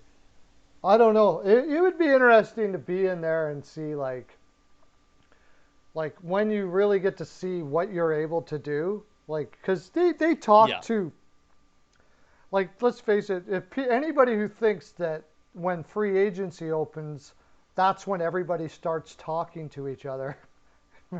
No. They know what their options are before it ever gets to free agency. They've talked to the agents. Agents talk to each other. Oh yeah, like all that kind of stuff like that. Usually the GMs allow players to talk. Like we've seen it with Zach Hyman and Dougie Hamilton. We probably would have seen it with a lot more players too, but sometimes those rumors don't always, escape. There's probably a lot of players that were allowed to go and talk to other teams to see what they would like to do for free agency if they necessarily didn't want to stay on the team or whatever. So agents talk to agents. You have an agent, say, hey, could you ask that agent, like, what would he think about coming to Edmonton? Without actually asking, like, they find out stuff about who would like to come to their team and who wouldn't long before free agency happens. And that was about the only thing saving grace I could have had for Holland, is that he already knew that he was out of it with every other free agent out there and stuff like that. But I still say you got all summer. Like Keith was not the one that got me. Was Keith is not going anywhere. He's not going anywhere. What? And that's the thing. You look at it, right? Like Caleb Jones, Keith. You have a nice young Caleb Jones, 24 years of age, who could still possibly go up, right? Not saying that, maybe he could potentially be a top 4 guy. It's a 50-50 chance that might happen.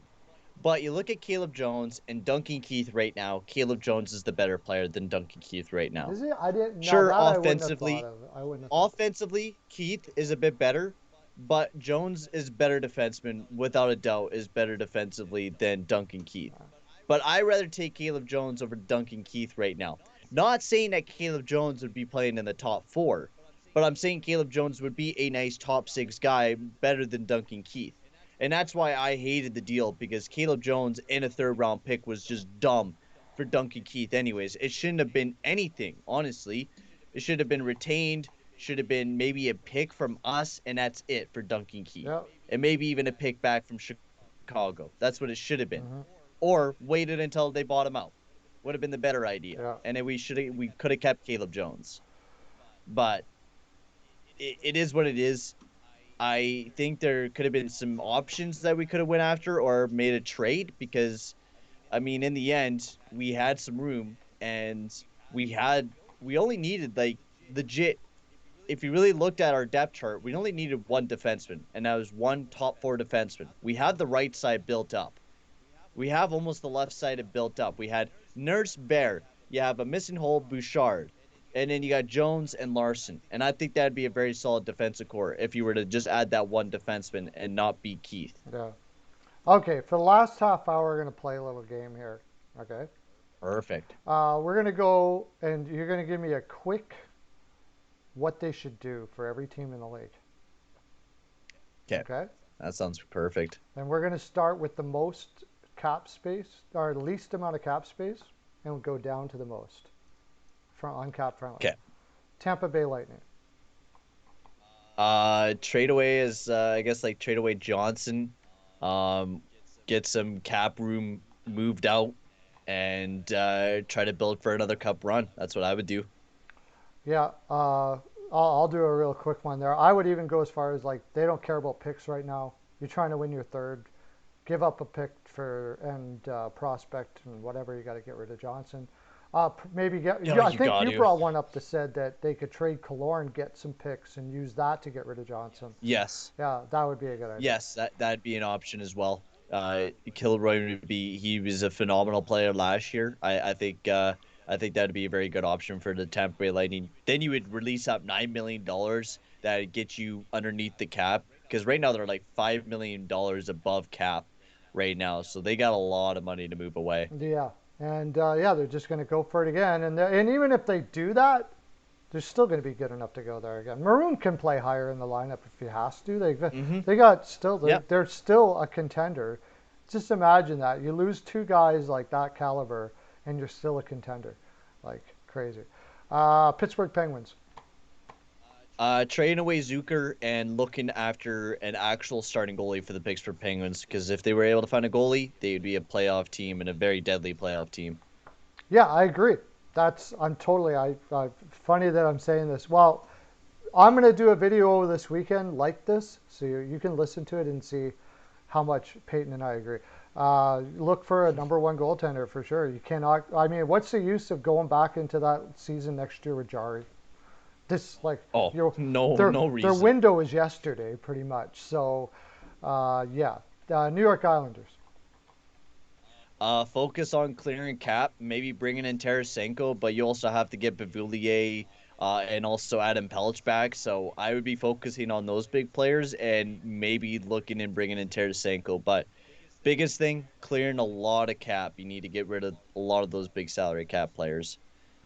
Yeah, okay. My sort of lean on this is, unfortunately, might have to lose Eberle or Bailey or whatever, and then try to get rid of them for nothing, and then get a significant goal scorer for Barzal. To me, that's the most important thing they need right now. Tarasenko, I think, would be phenomenal if New York was able to go after him and he's healthy. Mm-hmm. Like, hopefully he is. If he is, then that would be a deadly combo between Barzal and Tarasenko if they were able to get that. Bill T says trade Jari. Like, who's going to take him, though? I mean... Oilers. Apparently the Oilers. Yeah, call Holland first. Whenever you want to trade a player, Holland. Just call Holland first. And just tell him... all you got to do is tell him, you have to take this much to take that player. And then he'll take it, because... he told me that I had to. Oh my gosh. Holland and Benning. They got to start their own franchise together. Lord. That would be freaking awesome. They should. Vegas Golden Knights. They should target a top 6 centerman. They need someone. They just need more depth in general, I think. Depth down there in the bottom 9, and they need a good centerman. You know, going with Carlson and Stevenson's good, but you need another centerman to bolster up that depth a little bit more. Someone like a Stastny, a Krejci, one of those guys would be amazing for the Vegas Golden Knights. Yeah, I would have said, but I think it'd be too expensive. That would have been one from, not Duran, Deno. But I don't even think I like Stastny because he's probably going to come in a little bit cheaper. They already had him before. He knows the system. But a really good number one center, like what I said, I've talked about it several times before. Fleury for Kuznetsov. Yes, we did talk about that a lot. That would be a good idea because Washington needs, they need a starting goalie going forward. Fleury wouldn't be a bad idea. Kuznetsov, he's kind of had a rough couple years. He could have potentially bounced back. I'm wondering how much of a problem he has. That's the thing. I'm worried about that guy. Yeah, that's the biggest issue with Kuznetsov is, like, that contract is going to be punishing if he doesn't pan out the way that he should. Yeah. It's a big risk. You could see it happen, but I could almost see Jack Eichel going to Vegas, honestly. I've been hearing a little bit of rumors about that. That's pretty far-fetched, but Eichel could possibly be going to Vegas. Yeah, that would be I don't think they got what they need for that. When we're talking about all the other packages we've been talking about, I don't see them having that. They'd have to get rid of Theodore. They'd have to trade Theodore. Yeah. That would be the first thing that would have to go. Washington Capitals. I think they're almost there, honestly. Looking at their depth chart, they have a pretty solid team. Of course, they got to focus on getting Ovi back. I think that's the biggest thing that they got to focus on. But maybe picking up a tandem goalie to go alongside of Samsonov. If you're not able to target a good starting goalie, go after some good tandem guy to fit alongside of Samsonov going into this next year. Yeah, I think their window is again really. This is another one of those get the best goaltender you can and hope for the best because their Yeah. window is pretty much shut. And I don't know if Samsonov is the answer.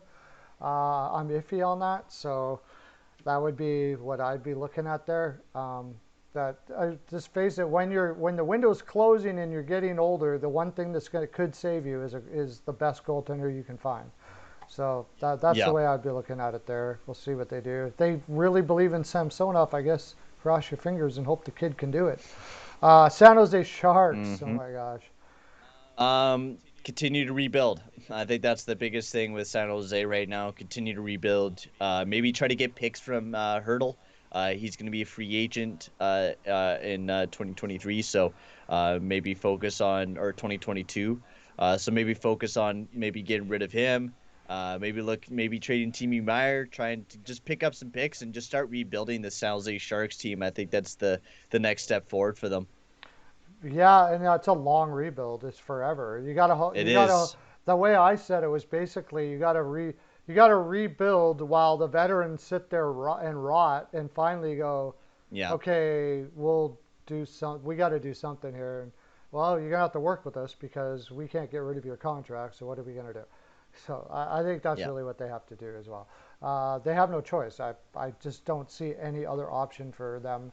Another one that you might again find a give staple a pick to Jones, get rid of him to Seattle, and again then maybe one lightning in the bottom bottle goaltender will help you do something or something like that. But it is like Yeah.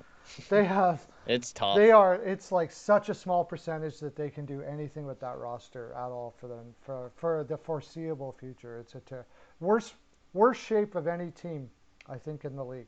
Uh, Oh my lord. Toronto Maple Leafs, although Edmonton's working to get there, but Um, yeah, the Maple Leafs, they need an upgrade in wingers. I think that's a big thing that they need. Losing Zach Hyman this year, they need wingers in depth.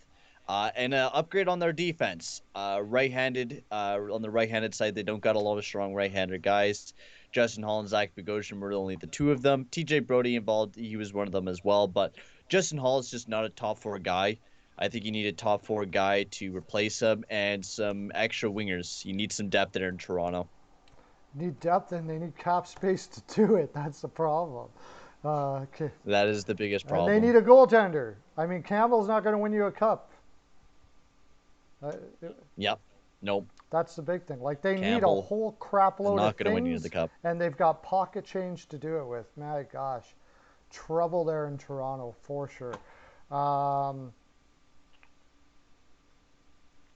what do we got? It is Chicago, big trouble Chicago there in Blackhawks. Toronto.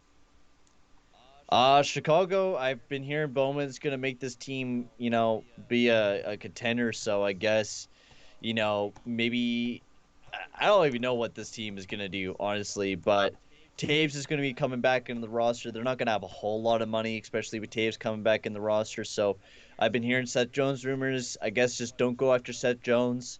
Be smart with your money.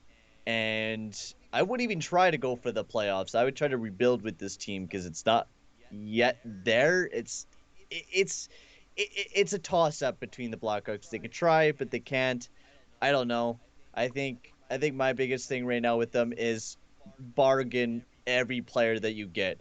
Every deal that you do, it has to be a bargain. Especially that Duncan Keith trade. That was terrific. You got a nice bargain player in Jones. I think it's just keep making bargain basement deals and don't go after dumb players like Seth Just keep Jones. on calling I think Holland just for every deal you want to yeah, get. yeah. If you would like some more players off the Oilers, Yeah, just sure. hit up Holland. Yeah. Pretty soon, Jonathan Toews may realize that they're in a deep rebuild and he's not going to win a cup there. So just call up Edmonton, say we want Nugent Hopkins, Yamamoto, and a first And round pick, and do it yeah, up. and you guys take Kane and Taves Because he won because tons it's of Stanley Cup cups, and leadership. you know, Yeah, tons of and there are cups other and guys. There leadership. were like he brings up other guys that did really well when they're old. So obviously Keith and Toews can too, even though they've showed you they can't. But yeah, whatever, just throw it out there. Yeah. That's my Lord. that's my rebuild plan if I have a team. Just call Holland all day long. Just be really good friends with Holland. Take him out for beers, take him out for dinner, play golf, and every time you need a player, just say, "Here you go, buddy." Okay, the next one, Edmonton Oilers. Um, Goaltending, they needed a top four defenseman, but I guess that'll be Keith for now. They need a lot more depth in the offense. I think that's the biggest thing that we got to target after is improving the depth of our offense because we definitely don't got a lot of it. So I think improving the depth for our offense is the biggest thing and getting an actual good goalie going into next year. Yeah, and certainly not signing Smith to a 2-year contract. And definitely not doing that. And who knows, giving Larson $8 million a year or whatever they're going to do now, I have no idea. Oh, Nothing would jeez. surprise me anymore. Nothing would surprise me. I'm not even going to try to pretend I know. Damn. I know what I'd be. I would definitely wouldn't have been signing Keith. I would have been using picks to get a winger for McDavid any way I could. And I don't know. I would have saw what fell off the tree over the summer. You know, give Suter a call. Hey, buddy, we're not far from Minnesota. You know, we were going to. Keith wants $5 million. We'll throw you 5. What do you want? 2 years? Okay. Mm-hmm. You know, I don't know. There had to be something better out there. Okay, what do we got next? Edmonton? Florida, yeah. Florida Panthers. I love this team. If I was not, if I really started hating the Oilers, this would be another team I would start cheering for. Is the Florida Panthers. They got Gustav Forsling and Duclair to beautiful contracts. Forsling had a great season the past year, and I think for Florida, keep building up the depth. Keep building it up because you got a good team coming towards you next year. Just keep building it up. Keep being smart, Bill Zito. Keep making the smart, cheap moves like what you've been doing. Sam Bennett, I think, will excel going into next year, and I think you just got to go with the flow with Florida, honestly. I think it's a very easy offseason for them. Sign the guys that you need to sign. Maybe get a second-line centerman. They probably need more of an upgrade than Alexander Wennberg. He was decent, but I think the biggest target is a nice second-line centerman going forward for the Florida Panthers. Yeah, second line center would be good. Wennberg is gone. But the good thing about them is they can be patient and look at what's out there and pick and choose as they come, as the market comes in. Yeah, I know, right? They could wait and be patient. Isn't that amazing? So, we don't need to panic and oh yeah, bring in Keith. Yeah, Keith, come along. Yeah. Okay. Philadelphia Flyers. We got lots to do here, so we better get at it. Yes. I think honestly, they're a tough team. I don't know what they should do next, but Voracek is someone that they need to get rid of. Maybe get him to go to Seattle. Hopefully, release up some salary cap, build up that defensive core to be way better because it was. They just need a better defensive core because I think that offensive core is almost there, but they just need a little bit more oomph. Maybe another goal scorer, more defense, and I think that'd be perfect for Philly. Yeah. Sorry. They need to convince Bob Bobrovsky that he doesn't want to play. They need. There's another one possible for Suter, because I mean, if I'm Chuck Fletcher, I'm like, dude, I gave you $98 million. All right, can you do me a solid and come over and help me here in Philadelphia? Really? Yeah, that wouldn't be a bad play for them. I think they messed up when they traded Hextall, and it's kind of a hot mess there, to tell you the honest truth. I think they made him traded. It is. Did I say traded? Let Hextall go. Yeah, you did. Let Hextall go, and it's kind of a hot mess in Philadelphia. I don't see. I see a rebuild coming. I do. A bad one. I do too. Calgary Flames. Rebuild. Burn it down, yo. Matthew Tkachuk was gone. Rebuild time. It is rebuild time in Calgary. That's what I'm saying for this team. Yep. I know they're going to continue on trying, but it is time to rebuild. Yep. They're locked up in a lot of dumb contracts that seemed to not work last year. Yeah. I think it's time to rebuild. They can't be stupid, but they probably will be. We all know him. They will be. They will be. They will be. They'll be They trying. still think they can win a So, cup. They got to yep. rebuild, and Treliving is not the one to do it. Montreal Nope. Canadiens. We all know that this team is going to try to make it to the playoffs once again, even though they most likely will not be a good playoff team. I think this team is another team that could use a nice little rebuild, but we all know that they're going to try because they just made it to the Stanley Cup Finals, so expect them to be going after and to be pretty active this free agency. I think that they're going to make a lot of moves in their offense. Shea Weber might be gone, so I could see them moving after Seth Jones. I could just see this team making a lot of big moves moving forward in this upcoming offseason to try to push for the playoffs again. Yeah, I see them going after Lion, guys like that. I think they're going to make big, bold moves because that's what Yep. Bergevin's about. He's a bold, risk-taking guy, and apparently he's in an organization that he will never get fired from, so he can do that. You're able to do that when you're never going to get fired. Let's face it, when we really look at it here, Price got them to where they were. They had a whole bunch of situations happen that allowed losing Tavares and you know what happened in Winnipeg there. They had Perry, you know, they had a lot of good things work out. Is that same thing going to happen again? I think it's highly unlikely. This seemed like a lightning in the bottle type thing, but they surprised us once. Could they surprise us again? I suppose. I'm not convinced, but we'll see. I could see this team being like Dallas, you know. Which is next? I mean, Dallas Stars, yeah. Dallas was decent this year, but I don't think they're going to make it to the playoffs. I think Montreal they were a really good playoff team, but I don't see them as a playoff team this year. Bleacher reports Zach Hyman and Landeskog rumored to be heading to the Bruins. How the heck are they going to afford that? Oh, both of them are rumored to go into the Bruins.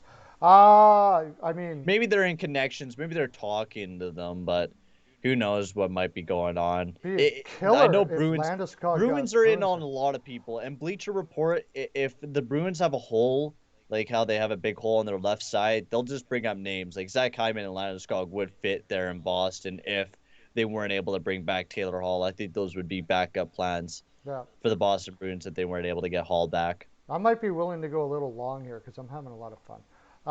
Yeah, same. Okay, good. Next was Dallas, since you brought it up. Dallas. This is a fun team. I think they could be a very good team. Gurionov, Rope Hintz, they got some young guys that are developing. Same with Jason Robertson. I think honestly, improve the forward depth. You got some big contracts off your team. You have a little bit of money this year. I think why not? If you get Haskinainen back on the team, I mean it's gonna suck to lose Alexiak, but if you're able to improve in that, you got Oninger.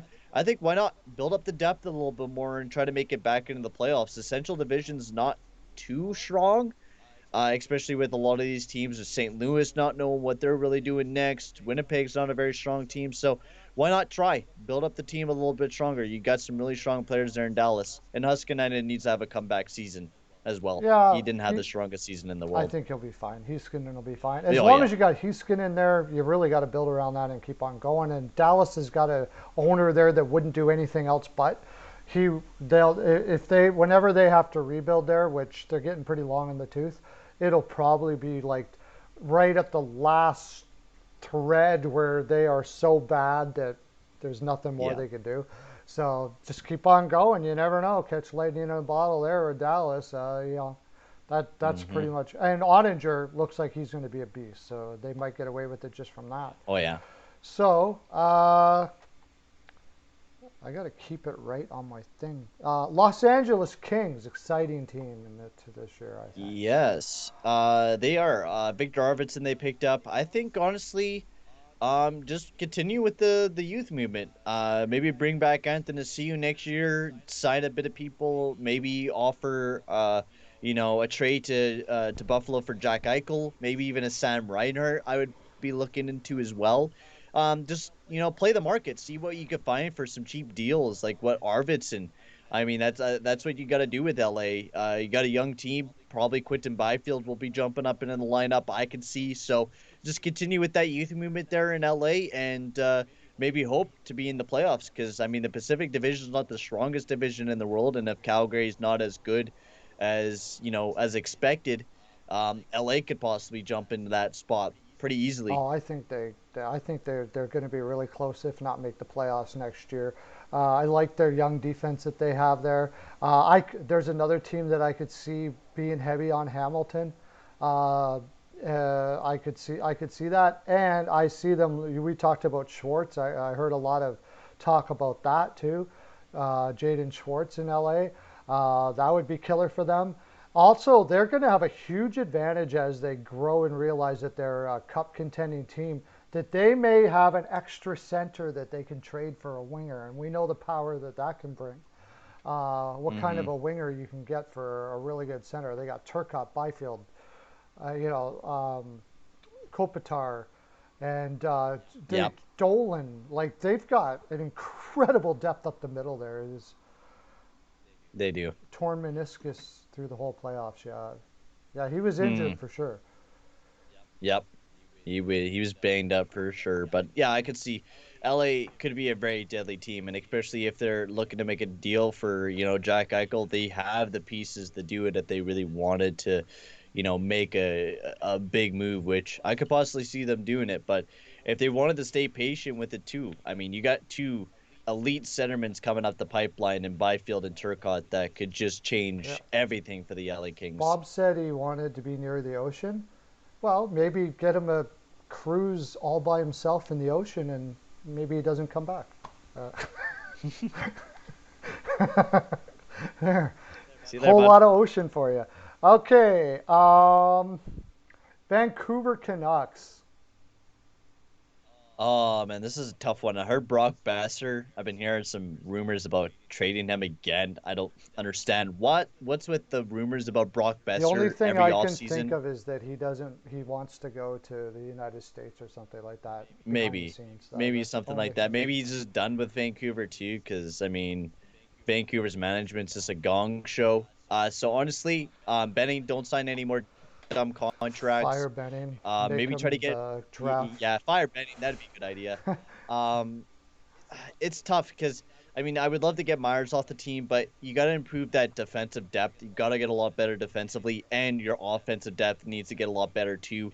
Maybe try to get Bertanen and Roussel off the team as well. Try to clear up some more cap space and just improve the depth there in Vancouver. I think that's the biggest thing. They didn't have Pedersen throughout the year. The top six not terrible for Vancouver, That's but good. they definitely need to improve upon the depth there for Vancouver, especially when Pedersen's healthy. They just need depth. If they have depth, I think this team could be very They're a good. great drafting team. They brought in some really good pieces. Nils Hoglander looks like he's going to be a good one. There's that Russian kid that's coming up that looks like he's going to be really good.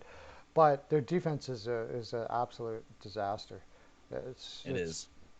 like I don't know what they're going to do with that defense. I'm with you. I say I wouldn't fire Benning. I'd pay him a good salary to take care of their draft and development because he seems to be really good at that. Hmm. And besides that, yeah, I Brock Besser's from Minnesota. He's from the United States. It could be behind the scenes that he's talking that he wants to go somewhere around there or something like that. You never know. That would suck for them big time.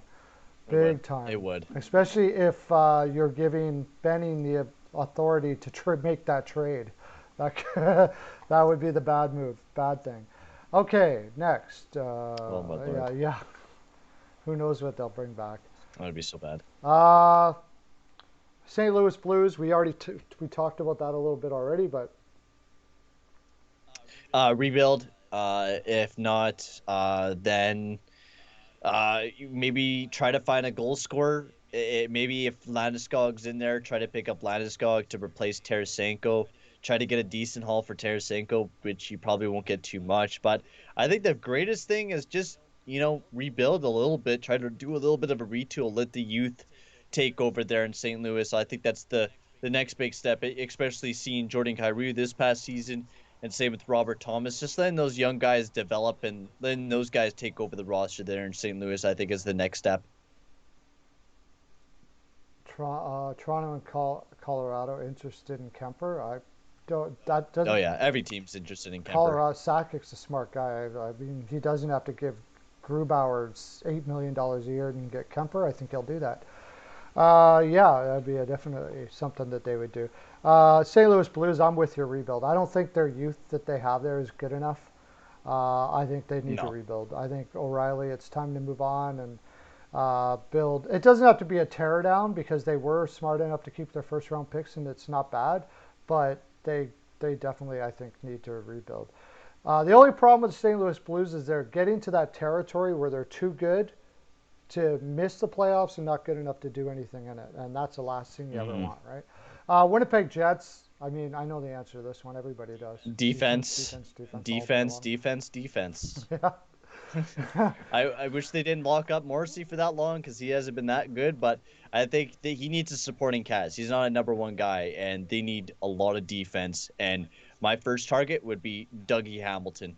Yeah. I would be, without a doubt, focusing. I would even be looking to trade one of my top forwards for a defenseman, without a doubt, There's because you need yeah. one. And Winnipeg also has that problem that Edmonton has of getting free agents and making sure it's the right guy. Yes. I know that they were Yeah. looking at Alexiak really hard trying to pick him up from Dallas, but Dallas wanted to keep him because they could have made the playoffs. So maybe they're going to go big on him. But yeah, it's pretty simple with Winnipeg. Defense, defense, defense. They got everything but defense. New York Rangers.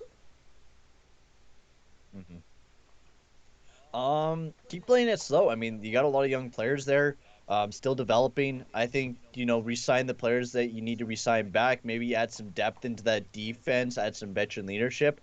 And I think this team could possibly make it into the playoffs, honestly. Maybe be another team that's looking into Jack Eichel, but if not, I mean, you got the players to make this team pretty deadly. If Lafreniere has a good year next year, Capo Caco, continues to improve. I could see this team, performing pretty well, but I think just getting back Buchnevich, Hedl, getting back those guys, improving the defensive depth, I think is the next step there for New York. Yeah, they're right on their way. Like they're on the precipice of becoming a great team. So there's about the only way they could screw this up is if they hired Kenny Holland. That's about the only way. Yeah, that is legit about the only thing. Anaheim Ducks. Anaheim. I think rebuilding is still a big thing with this team. They got some decent prospects coming up the pipeline, but I think they still need a lot more. Even if they were to go after Jack Eichel, this team would not be good even with Jack Eichel on the team. Yeah. It's not going to change anything. The wingers are still really weak there. They barely got any big name prospects that are wingers. Your best winger prospect is Maxime Comtois and Jacob Perrault. That's really it. You don't got a lot of special guys, so I think continuing the rebuild is the smart bet for the Anaheim Ducks right now, and to continue building up that offensive depth going forward. By the way, we're going long here, guys, so don't go taking off on us. I think the only reason why it's tough in Anaheim because they don't have the market to support this losing all the time. So I have a feeling they're going after Eichel because you have sponsors too, right? There's sponsors there that are sponsoring your team, and they're like, what are we marketing here? Like, we need, like, what's drawing fans or whatever. Like, we don't want to be with you guys anymore. And that team and the team needs that sort of thing. So I could see them going to get Eichel to build around Eichel because they know they're years away yet. But at least you have Eichel to put up on the board and say, Eichel, he's one of the greatest, blah, blah, blah, blah, blah. He puts up 100 and some points and whatever, right? I think I could see them doing something like that for that reason. They're in a very tough spot. It's a tough market. It's a tough market to go through a rebuild on. Really tough. And I think they could have did better with their drafting and development too. And that could be the reason why the general manager gets fired there. Nashville Predators. This is another tough one because they're in a market where they probably want to start winning too, but they're in the kind of the state right now where they should start rebuilding, and it looks like they kind of are with exposing Duchesne or exposing Duchesne. I don't know about Ryan Johansson if they're going to be exposing him or not, but I think the biggest thing is rebuilding once again here for Nashville. Signing Saros back to another contract. The team was good, but I don't think you're going to be good enough to make it to the playoffs and, make it past the first round. I could see this team maybe making it into the first, making it into the playoffs, but not making it any farther than the first round. So I think rebuilding is the best bet here for the Nashville I'm Predators. with you on that. It's again, I don't know it's going to be interesting to see how these fans react in a rebuild. But it seems like they have no problems drawing fans, and I think they'd still come to support them. The hard part about a rebuild here is you have sorrows. you know, But you also have Askarov, and and that's the the Askarov funny part coming up about too. this team, Yeah, that's right. right? Like this team, even if waste the years of Saros, you can maybe even get a decent bundle from him later on in the later part of the Yeah, years, if you do trade him away. But I think the best bet right now is to rebuild. You got some good players that you could trade away, like a Matthias Ekholm, Ryan Ellis. You got some players that you could trade away and get a decent amount back. Ekholm's a really good defenseman. Same with Ryan Ellis. Those guys could be phenomenal guys on any Forsberg. team. Could potentially be top two guys. So I think rebuilding would be a really good option right now for the Yeah. Nashville Predators, especially if they want to get a lot of value out of a I lot of those hear players. he's going to staple a pick to Duchesne to get rid of him. But I mean, that'll give you cap space, but I don't think there's anything that they can pick up that's going to help that organization right No, now. unless you want Jack Eichel. Even then, But I mean, who are you who are going you to going to trade? trade? That's the other Askarov? thing is they don't have a wealth of prospects either. They're in the That's why perfect rebuild rebuild is. spot. Like it's They rebuild, are rebuild, rebuild all day. Columbus Blue Jackets rebuild, obviously. rebuild, The thing is, rebuild. it's Kekalainen. A year from now, you can look at it and go, "How the heck did he do that?" And they're in the playoffs. I mean, but This team will probably this will be a very quick rebuild. I could see this team losing for maybe another year, maybe two, and then being a playoff team and trying because they got the pieces to do it. They got Bjorkstrand, they got Rowensky, they got Line, they got some pretty solid players. Even Atkinson's pretty yeah, solid too. They got some solid players. They just need goaltending. They need more depth, right? Their defensive depth is a little bit weak. If they add some more defense, this team could be a very and they need strong a number team. one But center. they just need a few They more need a number pieces. one center That for too. sure, no doubt about it. That too. Uh, They need a number one centerman. They don't. They got they no don't even have a prospects number unless you're looking at two, Liam really. Foudy. uh, Liam Foodie's up there, but I mean, yeah, he could probably be a second maybe liner. eventually. But even then, Mhm. it's still far Yeah, fetched. yeah. Boston Bruins. I mean, you gotta keep trying. Keep trying for that cup, man. I think that's the biggest thing you gotta go do. Taylor Hall, Krejci, improve your defense. You cannot leave your defense Oh alone no, this year. no, You definitely. gotta. I would even re-sign Mike Riley. I would re-sign Mike Riley for dirt cheap and try to bring in some more Yeah. defense to make this team really deep. Because last year you guys got hit hard by the injury bug, and I think next year you got to improve upon that defense and bring back Taylor Hall. He was an instrumental piece last year, because I remember, midway through the year, they weren't scoring a lot of goals, this Boston Bruins team, until they picked up Taylor Hall. And that's when they really started exploding offensively. So bringing back Taylor Hall, I think, is a big thing there for Boston. Oh, I didn't. He said or Minnesota. Okay. I Bruins go after Fleury. No, I don't think so. There's no way. There's no way. No. But I think I already mentioned it. I think Ryan Suter makes sense for them. Like perfect. I think it works perfect Yeah. for them. And you're right. Their window is shut. So just do whatever you got to do for the next 2 years, and then have fun trading everybody away. Um, Colorado Avalanche.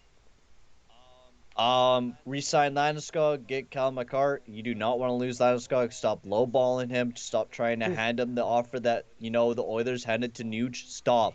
Pay him what he deserves. This guy is a big money player. He's the captain of this team. Pay him the money. He's a good player. He's the captain. He's the leader. He's the two-way guy. He's everything that this team needs.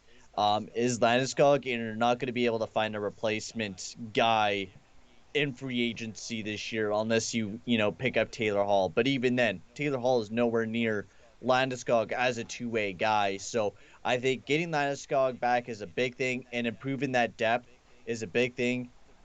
Defensively, they got to continue developing that and find some goalie. It's either going to be Grubauer or someone in free agency. We'll have to see. Who were we saying that they were going to get for a goaltender? Olmark. Yeah, there We was were saying there Linus was Allmark, and there. there was another one we just brought up too, Kemper. I think Kemper. Kemper, Yeah, makes yes. sense. I don't. If they were to go after Kemper, that would be very exactly. smart. And that as far as Landeskog, Sack's playing hardball. As soon as they sign the contract, you're going to wonder how he got that contract under. Yeah, he's playing hardball. He'll probably win it. He'll probably get. Landeskog will probably sign. I don't think he'll let him go. Minnesota Wild. No. Get Kaprizov back and maybe go after Jack Eichel. That's what I would say. If you were able to go after Jack Eichel, that would be amazing for the team. It would change everything for the Minnesota Wild. It would actually make it a very good hockey town. Or probably actually bring in players to this team as well. So I think that would be one guy to focus on. But if not, just keep improving. I mean, this team's young and you got prospects, so keep drafting well. Keep playing smart. Bill Guerin, you've been a smart GM over the past little bit. You've been pulling off some very unexpected moves. So just keep developing the team. You got some money in your back pocket. So just keep slowly improving the Minnesota Wild. There's no rush with this team, honestly. You got a lot of young guys there. So no rush there in Minnesota, which is nice to have. Yeah, I pretty much have to say the same thing. They bought those guys out. It's a 4 or 5 year plan.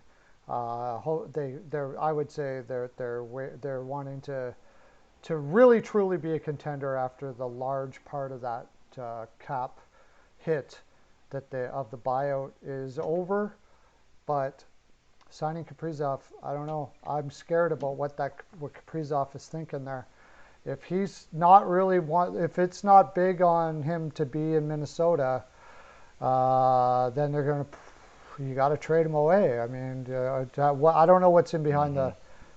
I don't know what's going on behind the scenes there. I don't know if he has a city he wants to be in, if he wants to be in a big city, all of that kind of stuff like that comes into play. That I'm a little worried that it's not happening there. Ottawa Senators. Just keep playing it smart. Get Brady Tkachuk back on the team. Get all those guys. You got some nice prospects coming up, and Shane Pinto, Stützle, and Norris. They all had pretty solid seasons this past year. So just keep developing, keep improving the team, keep doing what Ottawa's been doing, and don't sign any dumb contracts. And keep playing it smart there in Ottawa. I think is the best bet for them going see forward. Where you're at. You had a good second half last year. If you're in the playoff mix, you can start thinking about maybe adding where you can add. But it's an exciting team. That's going to be an exciting team. Carolina Hurricanes. Hopefully you bring back Dougie Hamilton, because if you lose them, that's going to be a huge loss for the Carolina Hurricanes. Need to get Nedeljkovic back and maybe a 10 goalie to go alongside of him, since he's a young guy. You don't want him playing majority of the games throughout the season. And improve the offensive depth. You definitely need to this past season. The roster was basically the same. Last offseason, you only picked up Jesper Foss. So I think this season, juggling up the lineups a little bit, bringing in some new pieces, I think would be very smart for Carolina to do. And just make a new depth. You need to bring in some nice physical players. But make sure you get back Svechnikov and also Hamilton. I think those are two pivotal players to bring back. I don't think they're going to get Hamilton back, and then they'll have to find a way to put a replacement in there. But besides that, most of their players are young, and they're going to be better in themselves. Aho's still getting better. Svechnikov, as you mentioned before. Jarvis, they got Jarvis coming up there. Nietzsche, I think they're set up pretty good. But it's getting over the top. I still would like a veteran for Nedeljkovic if you could find it. Fleury in Edmonton, I just couldn't see that possibly happen in any way, shape, or form. It's just he's making way too much money. And even if they retained, how the heck are we going to sign Smith for 2 years if we bring Fleury in? So it's yeah. How's that supposed to happen? New Jersey Devils, Arizona Coyotes. Sorry, you might as well forget about him because. They're not going to do too much. I think rebuilding. Andre Tournier is a really good pickup for a head coach for them. But honestly, play it patient. I know I've been hearing rumors about Connor Garland being traded away. I think that would be a very smart idea. I mean, not really. I mean, the guy was phenomenal there for Arizona. It would suck to lose him. But if you're going to get some value, you're going to get that value right now. He had a really good season. So I think going forward, I think Arizona just got to continue playing it smart. Maybe try to get Oliver Ekman-Larsson, keep playing that market. There were teams, after Oliver Ekman-Larsson. I don't know. I think trade away Darcy Kemper, keep rebuilding, keep playing smart. I think with Oh, Arizona is the they're best going to bet be with them. bottom dwellers, and I don't know if they're going to be able to make it now in Arizona. Also, do you think Darcy Kemper is going to be traded away like today before the protection list? Because Aiden Hill needs to be Yeah. protected, and he was pretty phenomenal over this past little bit. Do you think Darcy Kemper could be traded away Well, that's the today? thing is, like, if he was going to go to Colorado, then what do? They got to protect Grubauer. I mean, that doesn't make any sense. No, Oh, Grubauer's a he's a free free agent, agent, right? so they would just protect Kemper. Yeah, it'll probably go down to the wire. I think they will trade him. I think that's kind of what's going on there. If I'm Toronto, I'm all in on that. What are you doing? Like, 4.5, maybe get it retained. give Campbell back. Who cares? Get it back up some other way. Like, whatever. Just get Kemper. He might be able to Get Kemper. save you with your defense there. Like, for sure. I would, like, Toronto, I'd be all over that in a million, for sure, no doubt about it. Yeah, but we'll see. They don't, and then they don't need to protect anybody anyway. So that's probably going to come down to the wire, and I could definitely see him being traded today for sure. Yeah, me too. New Jersey Devils. We The already Devils. talked about that a little bit, but Yeah, just keep doing what you're doing. Maybe like what we were saying at the starting, that it could have a really underrated offseason. And I think they will. Sign some nice, veteran players for the team to 1-year deals. If you need to trade them off at the deadline because your team is not good, then do that. I mean, you're still a rebuilding team. You're looking for picks. And I think that's the best bet. Just keep playing it smart. Keep improving the team. The defense and the goaltending looks really good. So next step is the offense. And you already got Jack Hughes, Nico Hischier there. So you're one step ahead of it. You already got two great centers in those guys. You just need to add some good wingers. watch Hughes go off next year. I think that kid. Oh, Hughes will. Like I've heard people say, I was like, do you realize what this kid's Jack Hughes even went off this year. Just wait till next year. I think next year is going to be his like poste resistance. I think it's going to be like his real breakout year. That kid's got his skating through the new. He reminds me of Larkin, but smarter. Like, you know what I mean? Mm-hmm. He's fantastic. Yeah. Give him some time out there in New Jersey. I hear a whole bunch of people talking about how he's a bust. Are you freaking kidding me? I hate 18, 19, 20-year-old guy putting year. up numbers like that in the NHL. He's a bust. Are you kidding me? He's better than your captain, okay? He's better than your captain. Right? Mm-hmm. Hischier? I think he's, I like Hischier, but I still think Hughes is better than Hischier.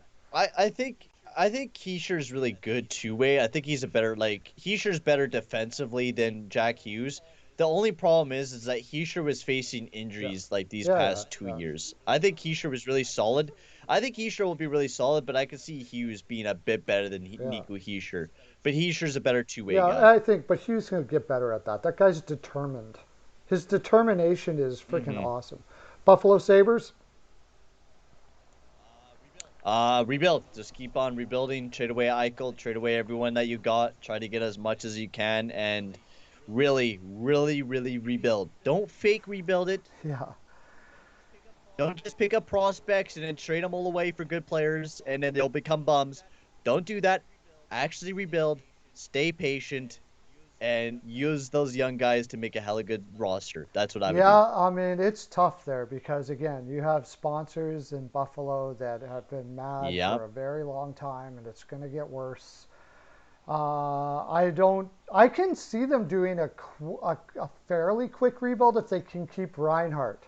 And they really do get these, like, early first-round picks, guys that can come in the league and play with you within 2 to 3 years. Might not be too bad, right? Yeah. But yeah, they can't screw around here. Like they don't going to get veterans to get scoring and all that nonsense that they've been doing up until now. Throw that out the window and scorch it. You have no choice. You got no choice. You got to scorch it pretty much. So yeah, it's going to be fun to watch. I just hope it works out for Sabres fans out there. Like I really hope it helps out. Final, Detroit Red Wings. Continue doing what you're doing. You got a ton of picks this upcoming draft, 2 firsts, bunch of seconds, some thirds. Draft really well. Keep developing the team. I think that's the best bet here for the Detroit Red Wings. Just filling your roster. I mean, this team almost has $50 million in salary cap, which is just nuts this upcoming season for the Detroit Red Wings. But just keep being smart. Keep developing the team. Maybe trade away Tyler Bertuzzi. I've heard some rumors about that, but just keep doing what you do in Detroit. You're rebuilding. You got a long time to come before you're even close to being a good The team. good thing about Detroit is they have an ownership there that trusts Stevie Yzerman, and he seems to have a window to build that team for however long it takes. And Stevie Y is going to build a dynasty there that will probably be great for a decade or longer or whatever. But they're letting him do what he has to do it. Bertuzzi, that again is got to be one of those things where he wants to play somewhere else. I heard something, play Vancouver where his father played. Like, why would that matter so much to you that you would leave a team? I think it's just those dumb rumors where it's like, oh, his dad played in Vancouver. He wants to go to Vancouver, and that's just a Vancouver fan saying that. It's like me saying, oh, Taylor Hall is born in Calgary. He wants to come to Calgary and play. No, it's not like that. He Sometimes only not lived there till always he the was like, hometown guy he only wants to lived there come. till he was young, and then he moved to Toronto. His whole family's in Toronto, so Taylor Hall. So I don't think hometown is a big thing. Sometimes it is a big thing with some people. You see it a lot in the NBA. Sometimes you see it with John Tavares, but sometimes it's not always the biggest thing. Sometimes it's just going to the team that is the right team for you, that fits you well as a player. I don't know if Toronto is a good option for Tyler Bertuzzi. I think we're always going to hear Canadian teams, especially on the wingers. Toronto. There's that as well. I can see Tyler Bertuzzi going to a lot of teams. He's a really solid winger. Brings a little bit of grit to the team. I think he could be useful in almost any team. So we'll have to see what happens with him. If these rumors are true, it's another one of those cases of him wanting to go somewhere else. But I just don't see it. I think this is a dollar issue. I think Stevie Yzerman is just trying to haul him in and say, you know what? If you don't come down in your dollar value, we're gonna trade you. It's funny. We're going to finish up here now, but thanks everybody for coming and listening to us go on and on like this. But it's funny, probably the two best general managers in the league right now, I could be missing somebody here, would be Sakic and Yzerman. Right? I would say. I mean, you could even almost throw up Bill Guerin. Bill Guerin is getting there too. Plays here. Ex-players, right, that now are having no problems squeezing other players.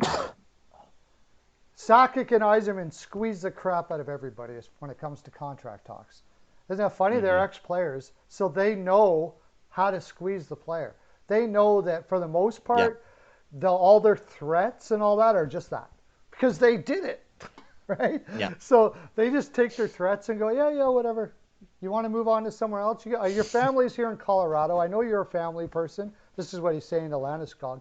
You've been here forever. You want to uproot your whole family and go somewhere else? Go ahead. I'm going to play chicken with you. I don't believe you. This is the number. That's the number. Call me when you're going to accept the number. So we'll see what happens. I bet you Landeskog calls him and accepts the number too. All right. Probably. That's our full 42, everybody. In fact, we could almost say that if I had more than 42 to give, I would say that I gave more than 42. But somehow I managed the full 42 in an extra 20 minutes.